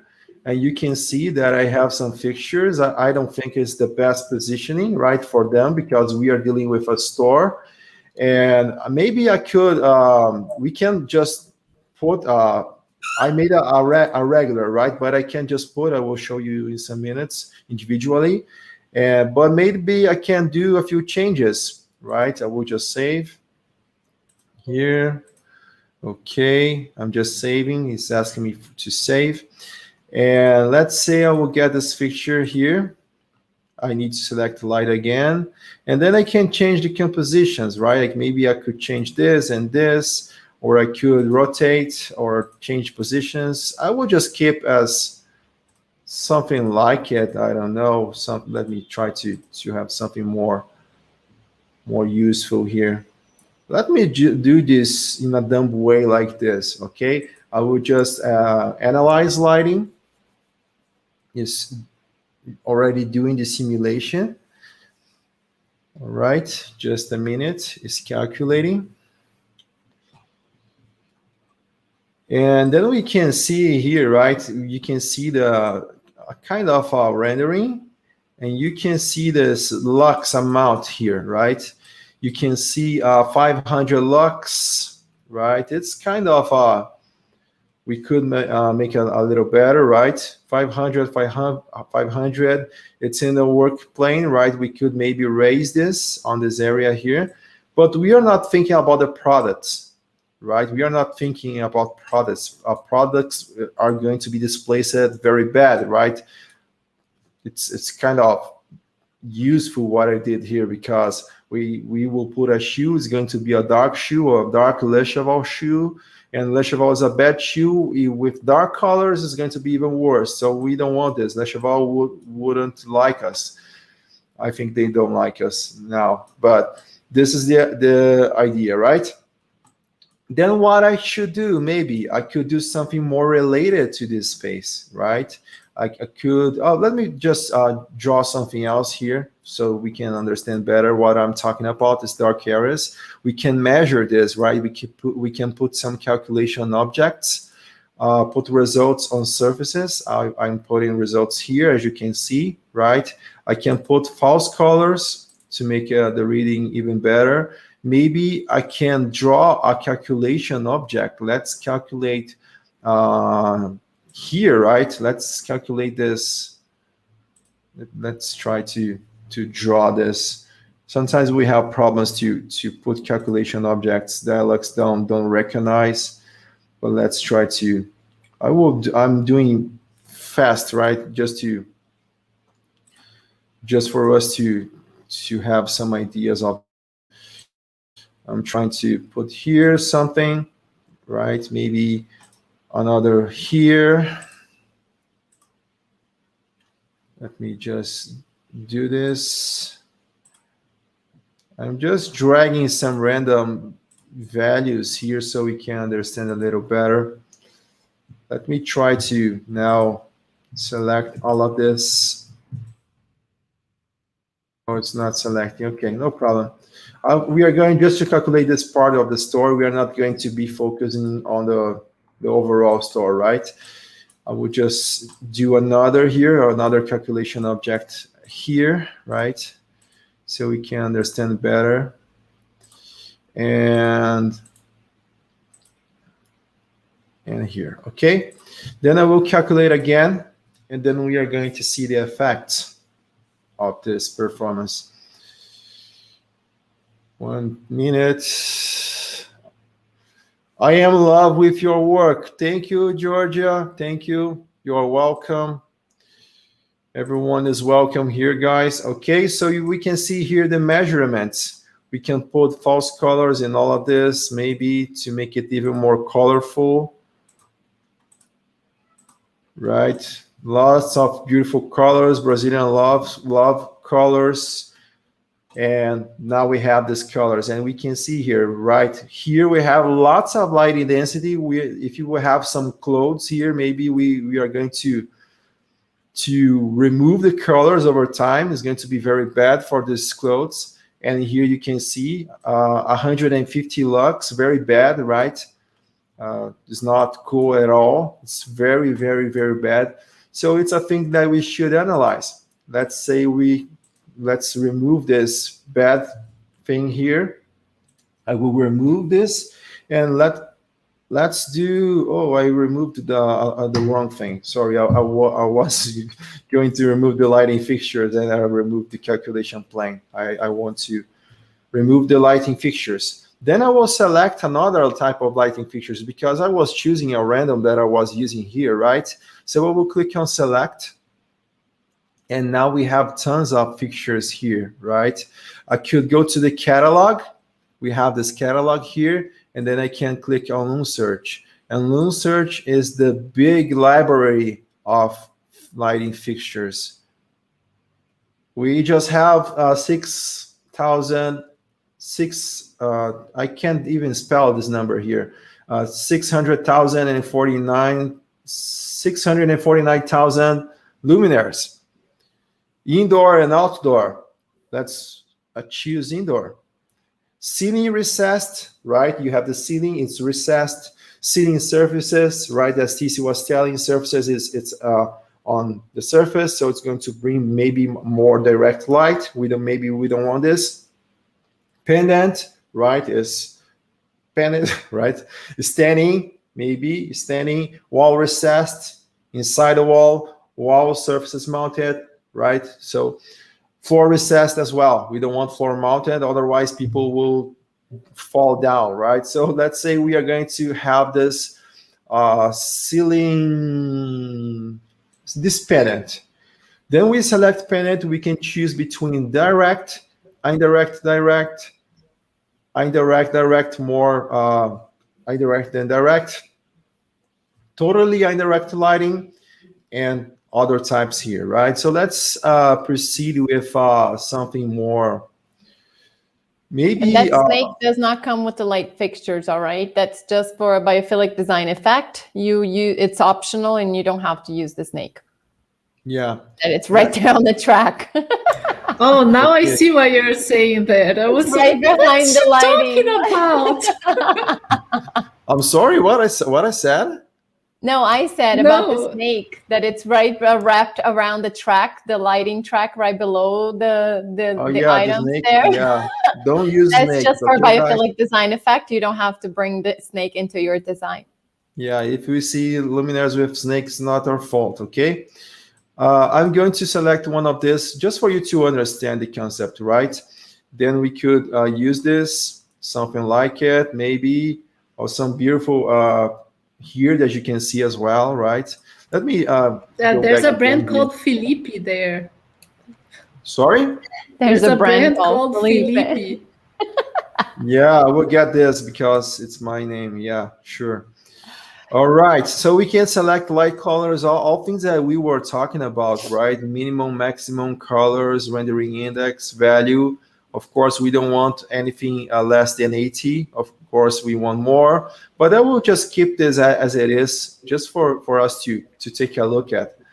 And we can see all of the details here, right? You can see the power, the system power, and it's important to select the power, but of course, to see the result in the final project, the lighting density in the final project. And you see the results in the final project actually on this documentation area here. Of course, we don't have any lighting anymore. We are not going to have anything on the documentation, but this is the major idea. So you select the lighting power, you do your calculations, and you see the lighting density in the end of this. Very important to understand these concepts to reduce the amount of lighting, right? Mm-hmm. Okay. Some people are concerned. As usual, when we bring this kind of things here, you see that the reference, it's probably with some international brands, but sometimes you don't have these brands in your area. But take a look on the specifications. Try to get as close as possible to what you have simulated and what you have there as far as comparison in your project. So they have the specifications of these products. You can try to get as close as possible. Brands do vary in quality and the way that they will behave in actual space. So the simulation and everything is for you to get as close as possible to what you will get in real life. Yeah, exactly. And actually, we have big manufacturers here. So here in Brazil, we find some manufacturers that we have here. So maybe it's not a problem in your space, okay, in your place. Okay, so you just need to select this, see the specifications, send to Dialux, and the magic's going to happen. You will have this inside your Dialux software. Okay, but I will select another type here that I already had that I know that I can rotate because I want to rotate this and to make a better effect on my project. I think this is the one. So I'm just getting one of this, right? And I put this as a individual type of lamp, right? So I can just put this. I can rotate this. Let me find the rotation angle here. Maybe this type that we don't have rotation. Okay, I think we have 45. Let me just see if I have this in my design. Yeah, it's pointed to the right direction. So I just put one here, but I will drag some more, of course, to make a... While you do that, let me just answer something really quickly. One of the advantages of this software is that first, it's free. And the second one is why it's free. It's because it is sponsored by all those brands. And therefore, you have a lot of options you could use. I used to work with another software, but this was a pain in the... to get the IES files, which are the files that you need to get the angle and the light specifications of each product. So this software is really easy because it's all in there. Okay, I know maybe you will have to remodel everything, but believe me, it's way easier to make the model again than to call the supplier every time to get the IES file. Okay. Yeah, exactly. So I just put here this luminaires, and we are going to calculate again. Of course, we are not doing the entire project. It's going to take a longer time, of course. But let's proceed with just this area here to understand the idea to illuminate better our spaces. I'm just rotating to get a better on this here, right? As you can see, 5,000 lux, really bad. But I could just change the type of lamp to reduce this lighting density. I could get all these lamps and maybe drag this. Of course, it's kind of near, right? We should position in the right way in the middle of the stairs there. And then I could maybe calculate again and get better results on all of these shelves, right? All shelves, the lower shelves and the highest shelves as well. And then we should calculate this. And of course, we don't have a big amount of light here, right? Because we didn't put this. So this is the actual concept, right? And we can reduce the lighting density here, maybe changing the lamps. I think the density of these lamps are very big, are very strong for this project. So we could reduce this. And of course, we can put some lamps here, maybe, right, to get the overall lighting of the project. So I could maybe get one of this. Let me just get this randomly here. I will just drag this. I want positioning this as a individual lamp, as a multiple lamp. I just got this. I will just drag this, and I will just put this here, just to increase lighting density so you can see the results in the end. Okay, I will get this, put some here above this table. Another here. Another. I will just copy this and drag. Of course, I could position it better, but just to make it quicker for your understanding. And then we have this. I will just calculate. And then we can see the lighting density per square meters in the end, okay, on the documentation after this. All right. Yes, this software calculates particular standards. If you go here on the settings, on the general settings, you will see standards. I think maybe you can read here. Settings, general settings, and standards. You can use some standards depending on your region, okay? Let me just click on this now. Standards that you can use. So we have some of things like here, right? You can see standards taking into account on this lower right side. So this is a way that you can do things. Just let's proceed to the lighting calculation. As you can see here, guys, the calculation is kind of a warm, right? A lighting here. I will just save this. And now we have this something a little better than it was in the past, right? But maybe we could put maybe a calculation object here to calculate this, but I don't want to do this now. Let's proceed to the documentation. Okay, I will click on this documentation, and then it's going to calculate all the documentations to submit to your client. So think about this. You understanding about how to calculate interior lighting, presenting to your client, not just the design, but the calculation. Okay, I try to achieve the ASHRAE standard, and I'm achieving this. You have a lower density with an outstanding quality on your project. Usually people don't do this, or blah, blah, blah. You make your sale there, and this is the idea, right? So we have this lighting power density, 7 watts per square meter. Of course, we saw here in this table, we could we have more to got 0.84, right? So why it's happening something like this? Because we have very strong light in this area, right? We are using a lot of light in this area. We are not using any light here on this right side, and in the middle is kind of almost something, right? So this is the regular idea. In here we have a very bad project. We are just in the beginning of the process, but when you start doing this and start to see these calculations, think about the quality that your project can increase, right? Not just positioning 1 meter, 2 meters away each luminaire and thinking it's okay, but really calculating and trying to optimize all of this. So this is what we are talking on all of this program that we created here for you guys. This is, I think, this is the major idea. Sustainable design is usually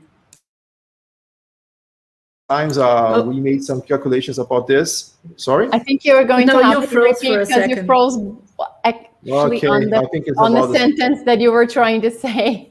Sorry, I will just say this, and I will close Dialogues because I think my computer is asking for help. Sandra, I will just close Dialogues here. I will close some softwares here. Okay. Oh. And what we were telling is this. Usually sustainable design is about choices. We made lots of researches on this. We do this every day, and we understand that it's usually about choices. People tell us you are going to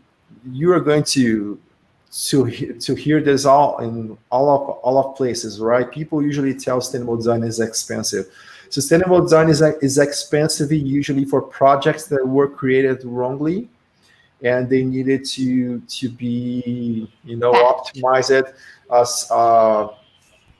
when it's wrong. And we as architects, as consultants, we got lots of these situations to handle, and then we can't do, of course, we can't, usually people don't want to lose all their work, and it's kind of a stressful situation sometimes, but usually sustainable design is about choices. And I think we have this responsibility as professionals, right? This planet is suffering from some problems. We are getting this responsibility in everything we do, and sustainable design is a result on this as well. It's unavoidable. It's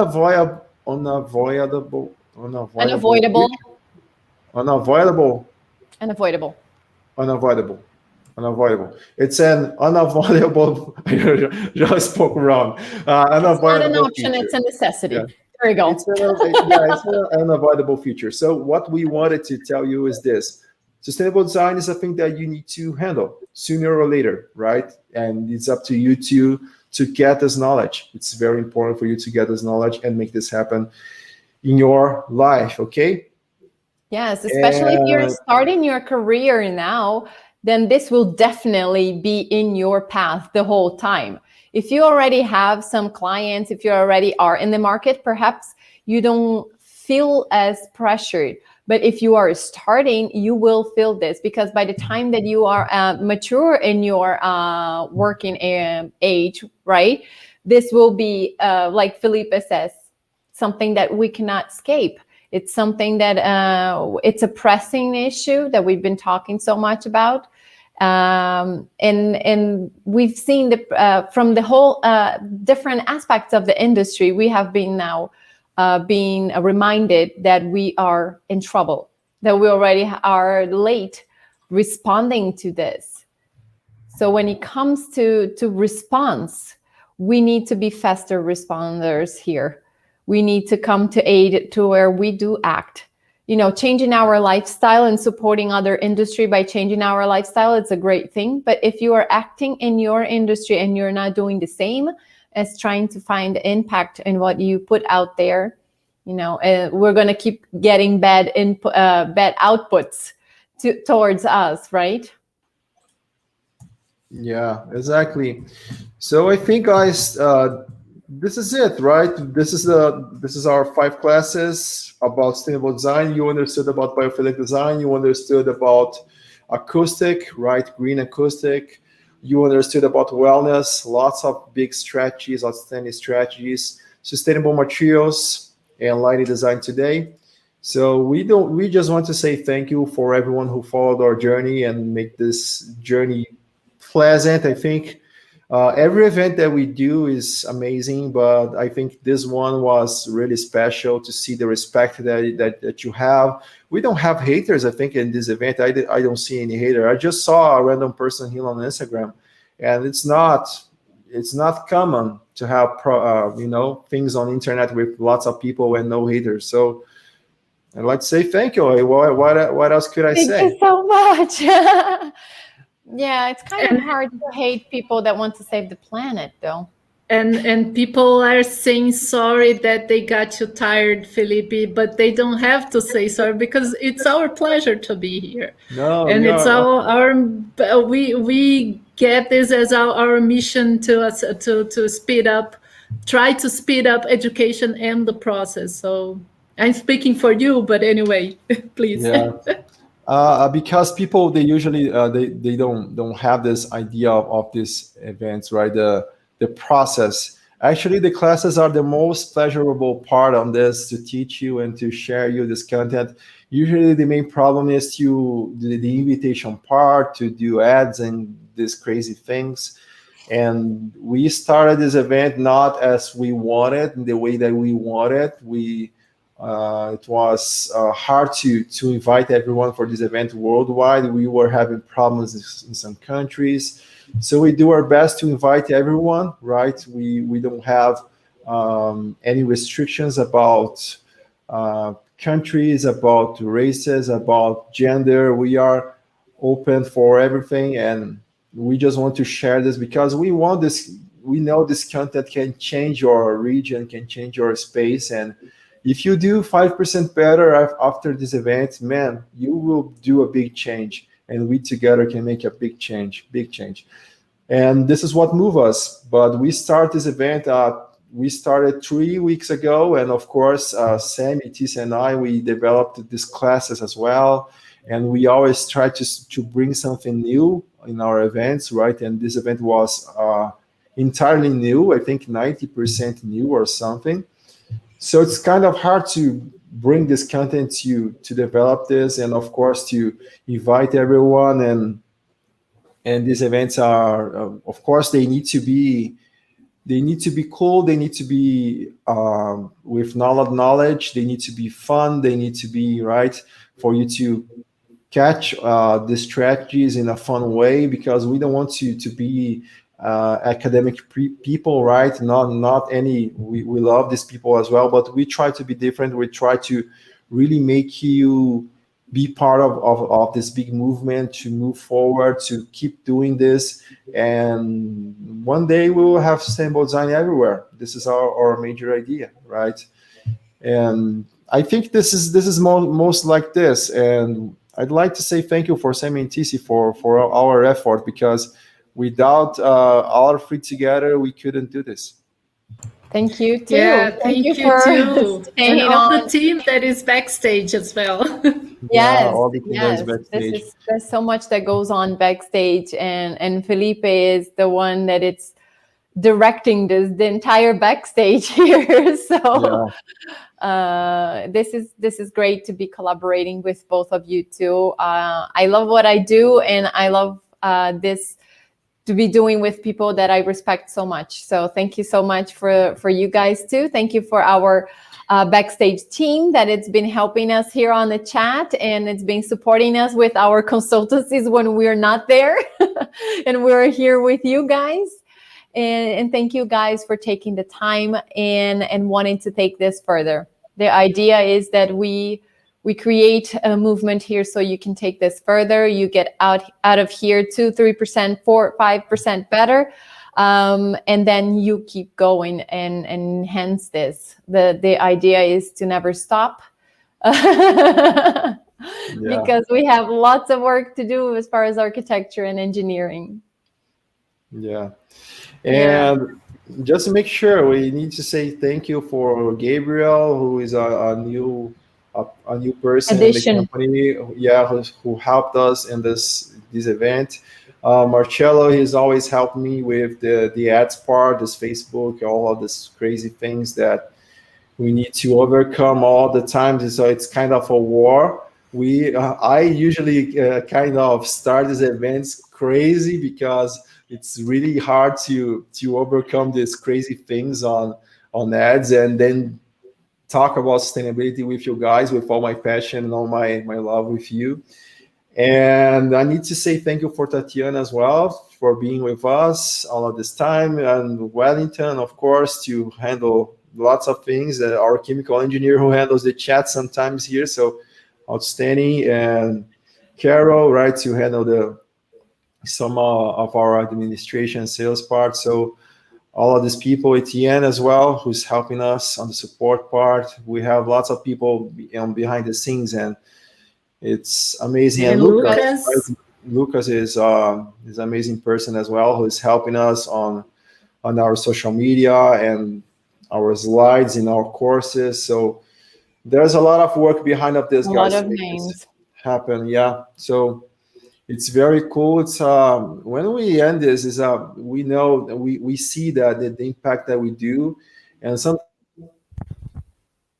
the process, and we start to get kind of nervous. Oh, we are going to make this, people will enjoy this event. We are going to bring good content, and sometimes we have this lack or this problem that we bring a lot of content, and we made 5 hour classes. We need to remove content, and so we have crazy things going on here, guys. Crazy things. So we love all this. Okay, now he froze. he was freezing. Cici was going to say something. Before you started, Cici was about to say something. No, just let him finish. Just want to say also the special condition. I think you are seeing something all the time here, right? This boring thing, but it's important for us. The sustainable interiors, we have this early bird spots, $397. It's usually only the course alone, $697. And we put some special bonuses as well. So you have the briefing proposal, you will have the green sale, the green social course, you will have a lifetime access for all of this, and you will have 1 year for the Green Hero community with weekly classes expanding this green universe for all around the globe. And of course, we have the chronogram as well that is going to make a huge impact in your practice, and the course itself, the Sustainable Materials course with 50 hours of classes, 50 classes, right? An amazing course that I'm sure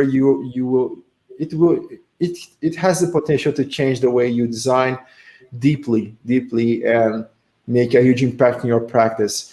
And just to make sure that you understood that we are making a course, a sustainable design course, and the connection with the real world, it's important to say we are making this connection. We want you to connect with your clients in your region. We want you to make and we together make a huge difference in people's lives with sustainable design. So this is the main, and this is how we can make our newer events. So the people who support us, our students, right, the students who already joined, they are supporting our next event.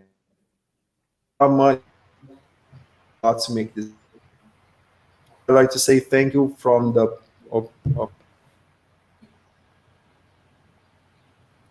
right. I froze for some minutes. What I was talking about? But thank you from the bottom of our hearts. I'm getting these signs here. He said, "Thank you from the bottom of our hearts." Yeah, we are having I with my connection. I just this. Let me try. It's fine now. You're still frozen. Still blurry, a little and lagging. Oh man. But internet is not handling me, I think. Yeah. Your And computer is TC, crying already. Yeah, Sammy is frozen as well, right? No, it's you. It's you. It's your computer that it's freezing us. Okay. I'm sorry. Let me try I will try to change something here because I want to stay here for some hours more. Just kidding. Just kidding. All right, people. I hope you enjoyed the class and you enjoyed this live event. As Felipe was saying, it's a lot of effort, but we know it's worth it, right, Sammy? Absolutely. It's totally worth it. To do what we love and to get more people into what we love and what we need, especially what we need. It's definitely something that it doesn't matter how tired we are, we come to work happy and we try our best every time to bring new things. We have done past events, and every event we try to say, like, what haven't we mentioned in the event before? Let's try to do this more. What kind of examples we can vary to. But the idea is that to show the vast amount of information that we have, and that perhaps don't feel overwhelmed by it, but understand that you have a spot there, and perhaps you develop a niche trying to solve this one part of the problem, and you're already making a great impact, right? So don't feel like you have to start with everything so perfect. Just start with where you can have a better handle right now and evolve your design. And I think Phoenix said it's not going to happen overnight, but we have to make it happen, right? So yes, together we can make it happen and create your team and instruct your team too. Perhaps they can start researching on things that you have seen here, and then everyone will evolve and your design will evolve and the products that we're putting out there will evolve. And remodeling what we have as things that were done in the wrong way before. And we didn't have, sometimes things were done the way they were done because we didn't have this much information or tools. So let's use our tools. Let's use the information that we have now to fix this, or to better calculate and to understand our environment and that we are part of this environment. Otherwise, we're going to be expelled from Earth, and we don't want to be those people. But while you try to do the first steps or maybe get some speed on it, please, Felipe, tells us about the summary and the certificate. Yeah. Okay, guys. So first, summary is not important. It's important for you to subscribe in our channel and like this video. I'm kidding. But please like this video. You are enjoying the class, right? So please like this. My mom is watching the classes. She wants me to have lots of likes, and she's going to see, right? Oh, my son, how beautiful he is, or something, right? Our moms always said the kids are beautiful. And subscribe to our channel to get our. Sammy did this. I don't know. Maybe I did this, like this. Subscribe. Oh, okay, cool. Yeah, subscribe to our channel. Yeah, because I know your mom likes you. I know your mom. All right, so let's proceed. I think your son did this. No, my mom, no, don't pick like this. No, man, of course. No, yes, she does. Okay, subscribe to the YouTube channel, and the green is gratitude. What a beautiful word to end this. Okay, so gratitude is the summary link. It's easy to get this. You just need to click on this, put your email here, and you will have the summaries, right, directed for you in some hours. And of course, the advanced course you can get here. You can click on this. you can go to the page of the course, right? If you click on this enroll page, I think lots of people at the same time in the website. Maybe sometimes it crashes, but you can see, read all we have in the course in detail. So if you are confused with something, you can go here, okay? If you have any questions about the course, you can ask us here. I will be replying some questions, okay? And then you can join our channels here, because on Instagram, we do lots of good content. You should join our Instagram channel. Our Telegram channel is cool as well. And notifications on WhatsApp, I think you already are on this. So it's cool here. Lots of people telling here cool things as you are talking in the chat, right? So outstanding, guys. I don't have anything else to say. I think this is the page of the course. You can read this. The standards that we use, lots of beautiful things, all of the modules, all the classes, all the special content that you are going to get, all the bonuses. Here you can see very beautiful people talking about the course, right? So it's a course focused on people since the beginning of the process. The bonuses are here. You can read about this. You can see about our feedback on all of these things. So this is it, guys. And what I wanted to say as well is that I think I already said everything. I'm forgetting something, guys. Certificate was the summary was as well.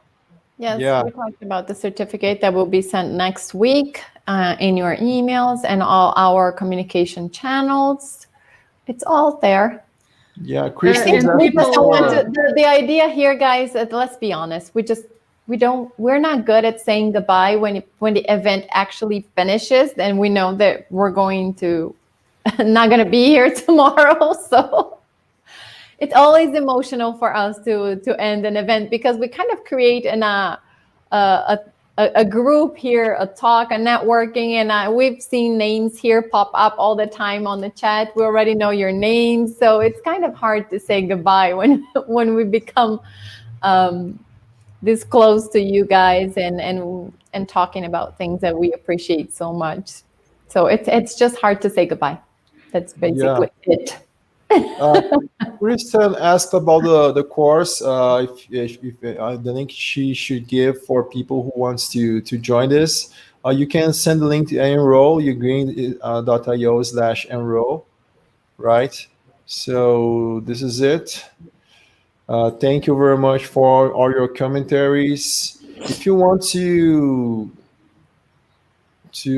please respond. What software do you use for your projects? What do you recommend, especially for technical drawing? You are doing fine with Revit and 3D. As Max, 3ds is not a problem. With V-Ray, no problem. You can use this. Guys, let me tell you something very important. Softwares are cool, but it's not the main thing. You need to understand the strategies behind this, right? So software is a tool. It's not the main thing. The main thing is your brain, and your brain needs to feed it with good content. Rice, yes, right? TC says something that it's when it comes to softwares, if you put trash in, you get trash out. So it's what you input and the design behind this. So the thought behind this. Definitely. Yeah. If you have problems with payments as well, I will just put a link here with the subject, because I know there are people with some problems. I'm trying to help these people. So you can just ask this payment problem subject in my email, okay? People are having problems. I'm helping individually each one of you, right? So if you have problems with the course purchases, send an email with this title, payment problem, okay? Because we receive thousands of emails, and people, they talk about 3 things in the same subject. So I don't know if they are having problems with the course. I don't know if they are having problems with the summaries or the certificate that they want. And so it's important that you say, if you want to get a course payment problem, we are going to help you, because we deal with many countries. We know that Lebanon, we have some problems with currencies. There are countries that you can't use credit cards and things like this. So we have some alternatives for you. And if you want to get these alternatives, we are here to help. Okay, we want you to get this, and we are going to do our best to help you. All right. This is it. Let's end this. We want to keep this now, right? We want to stay here. We just want to stay here. I will get my lunch here. It's lunchtime here in Brazil. We're going to have our lunch and stay here. Macaroni. Eat macaroni and talk to you guys, right? Okay. Let's end this. Okay. Say the last words, girls, please. What? See you in the next event. No. This is not the best to end this. End this, Sammy, please. What do I say? This is not the girl to do this. What do I say? This is like TC is the easiest straddling of this. Oh, you know what? We're going to do a review class next week, so we can say it. See you next week. So you say see you, I say next, and she says week. Oh yeah, we are going to have a summer class. Yeah, Yes, but summer that's class. really not cool. that's not really what Felipe meant, I think. No, but it's okay. I think I just wanted to have the last words and goodbye. We are very bad at goodbyes here. Yes, that's what I said. We can't. We need to make rehearsals. Yeah.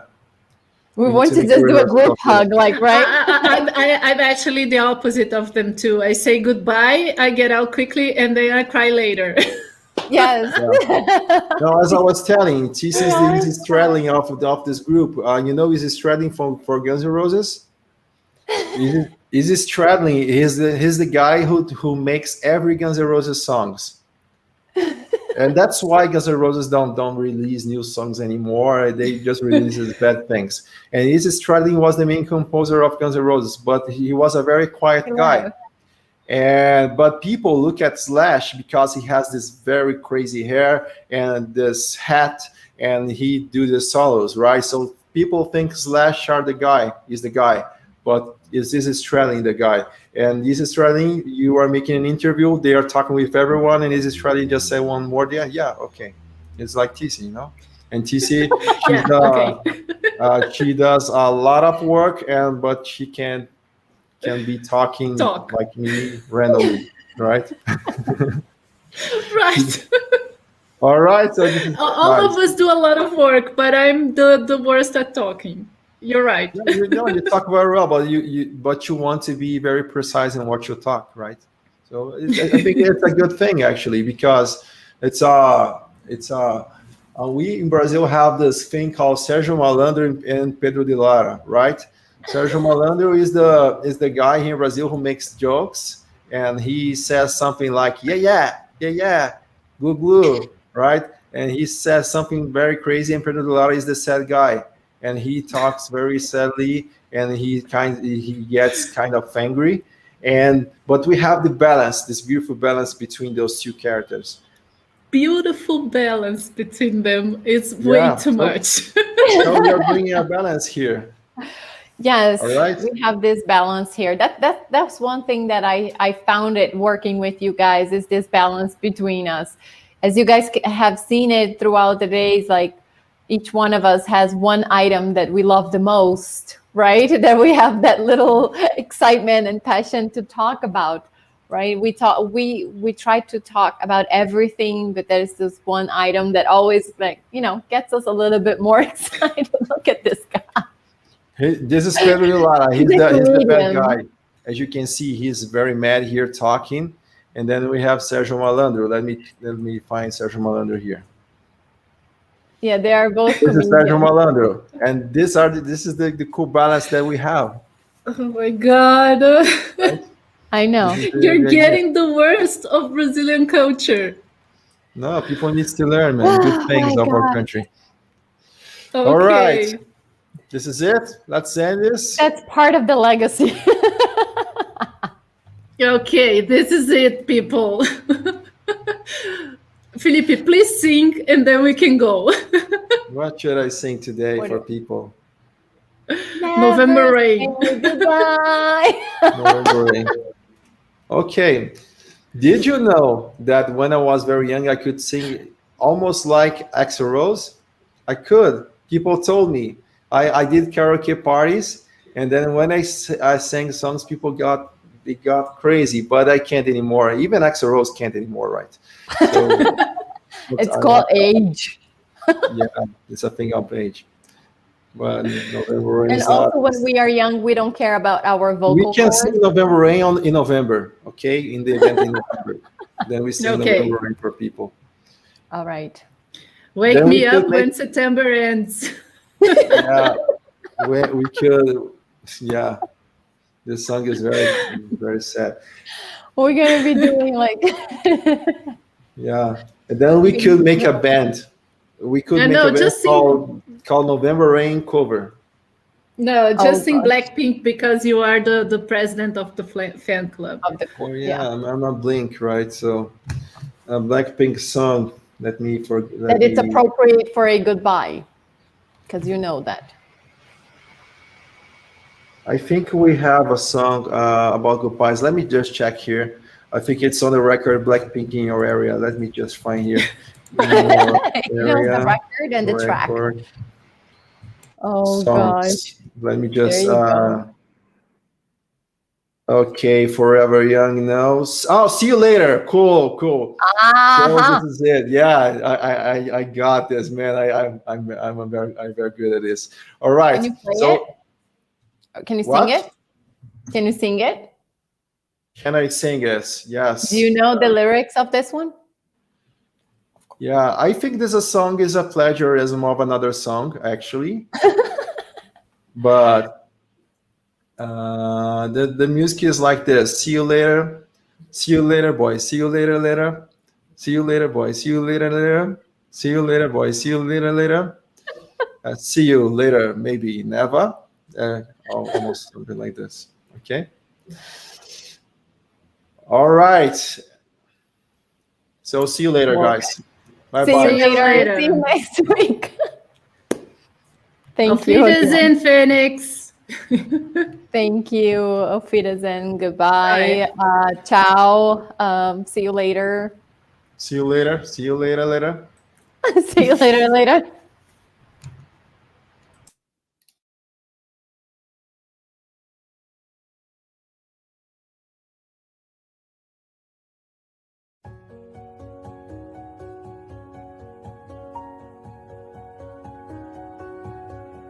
Like you guys are just like explaining everything like in like such a friendly and accessible way. Like whatever I'm learning is like the real lifestyle, like with such an enjoyment and like just such an easiness. Now, the most important part, thank you guys. Hoje em dia eu estou morando em Londres. Logo que eu cheguei, eu comecei a perceber que uma das coisas que eu teria que ir atrás e buscar mais conhecimento seria na área de sustentabilidade. Eu acho que foi aquele primeiro passo bem dado, sabe? Não é assim, algo superficial, não. Quer falar de sustentabilidade? Então vamos falar direitinho. I'll be on the path of sustainability forever, and I dream of a post-carbon world, like always. So thank you guys. I feel like a new architect after learn a lot about the sustainable from you guys. So thank you very much. And I kind of did the wake and I got excited again. It makes me feel really happy about what I'm doing now. Is my step towards the next thing in my life, is really focusing on that and maybe in consulting and design. But yeah, I'm really excited to be here. You know, it's not even future, it's right now. It's already a movement, it's already a movement, and I think there's so much to be done, and I'm so excited. Thank you so much. Thank you. Thank you for your interest in sustainability. I think we can change the world together. But now it's like an entire new world. Like we're really, really, really thankful for all of the impact that you're doing. So it's amazing. And I won't say more because everyone just did amazing things. Ele me trouxe uma metodologia, me trouxe uma clareza de uma didática e uma sistemática para que eu possa otimizar os resultados do trabalho que eu venho fazendo. This course opened my eyes and mind as well for the new that's coming, and I think everybody who cares about environment and people well-being should start the U-Green course. It's just amazing. The people who you will work with, they want to motivate, encourage you, they will support you, and they're so passionate about their work. U-Green makes it so fun. They make it fun to learn. They make it exciting, and they also show you how easy it can be to start your own architectural firm. They're an amazing group of people. I love working with them. They love what they do. They're passionate about design, and they're passionate about helping architects design more sustainably. And that is exactly why you should take part in some of their programs. You will not regret it. Just go for it. Not every day an opportunity like this shows up.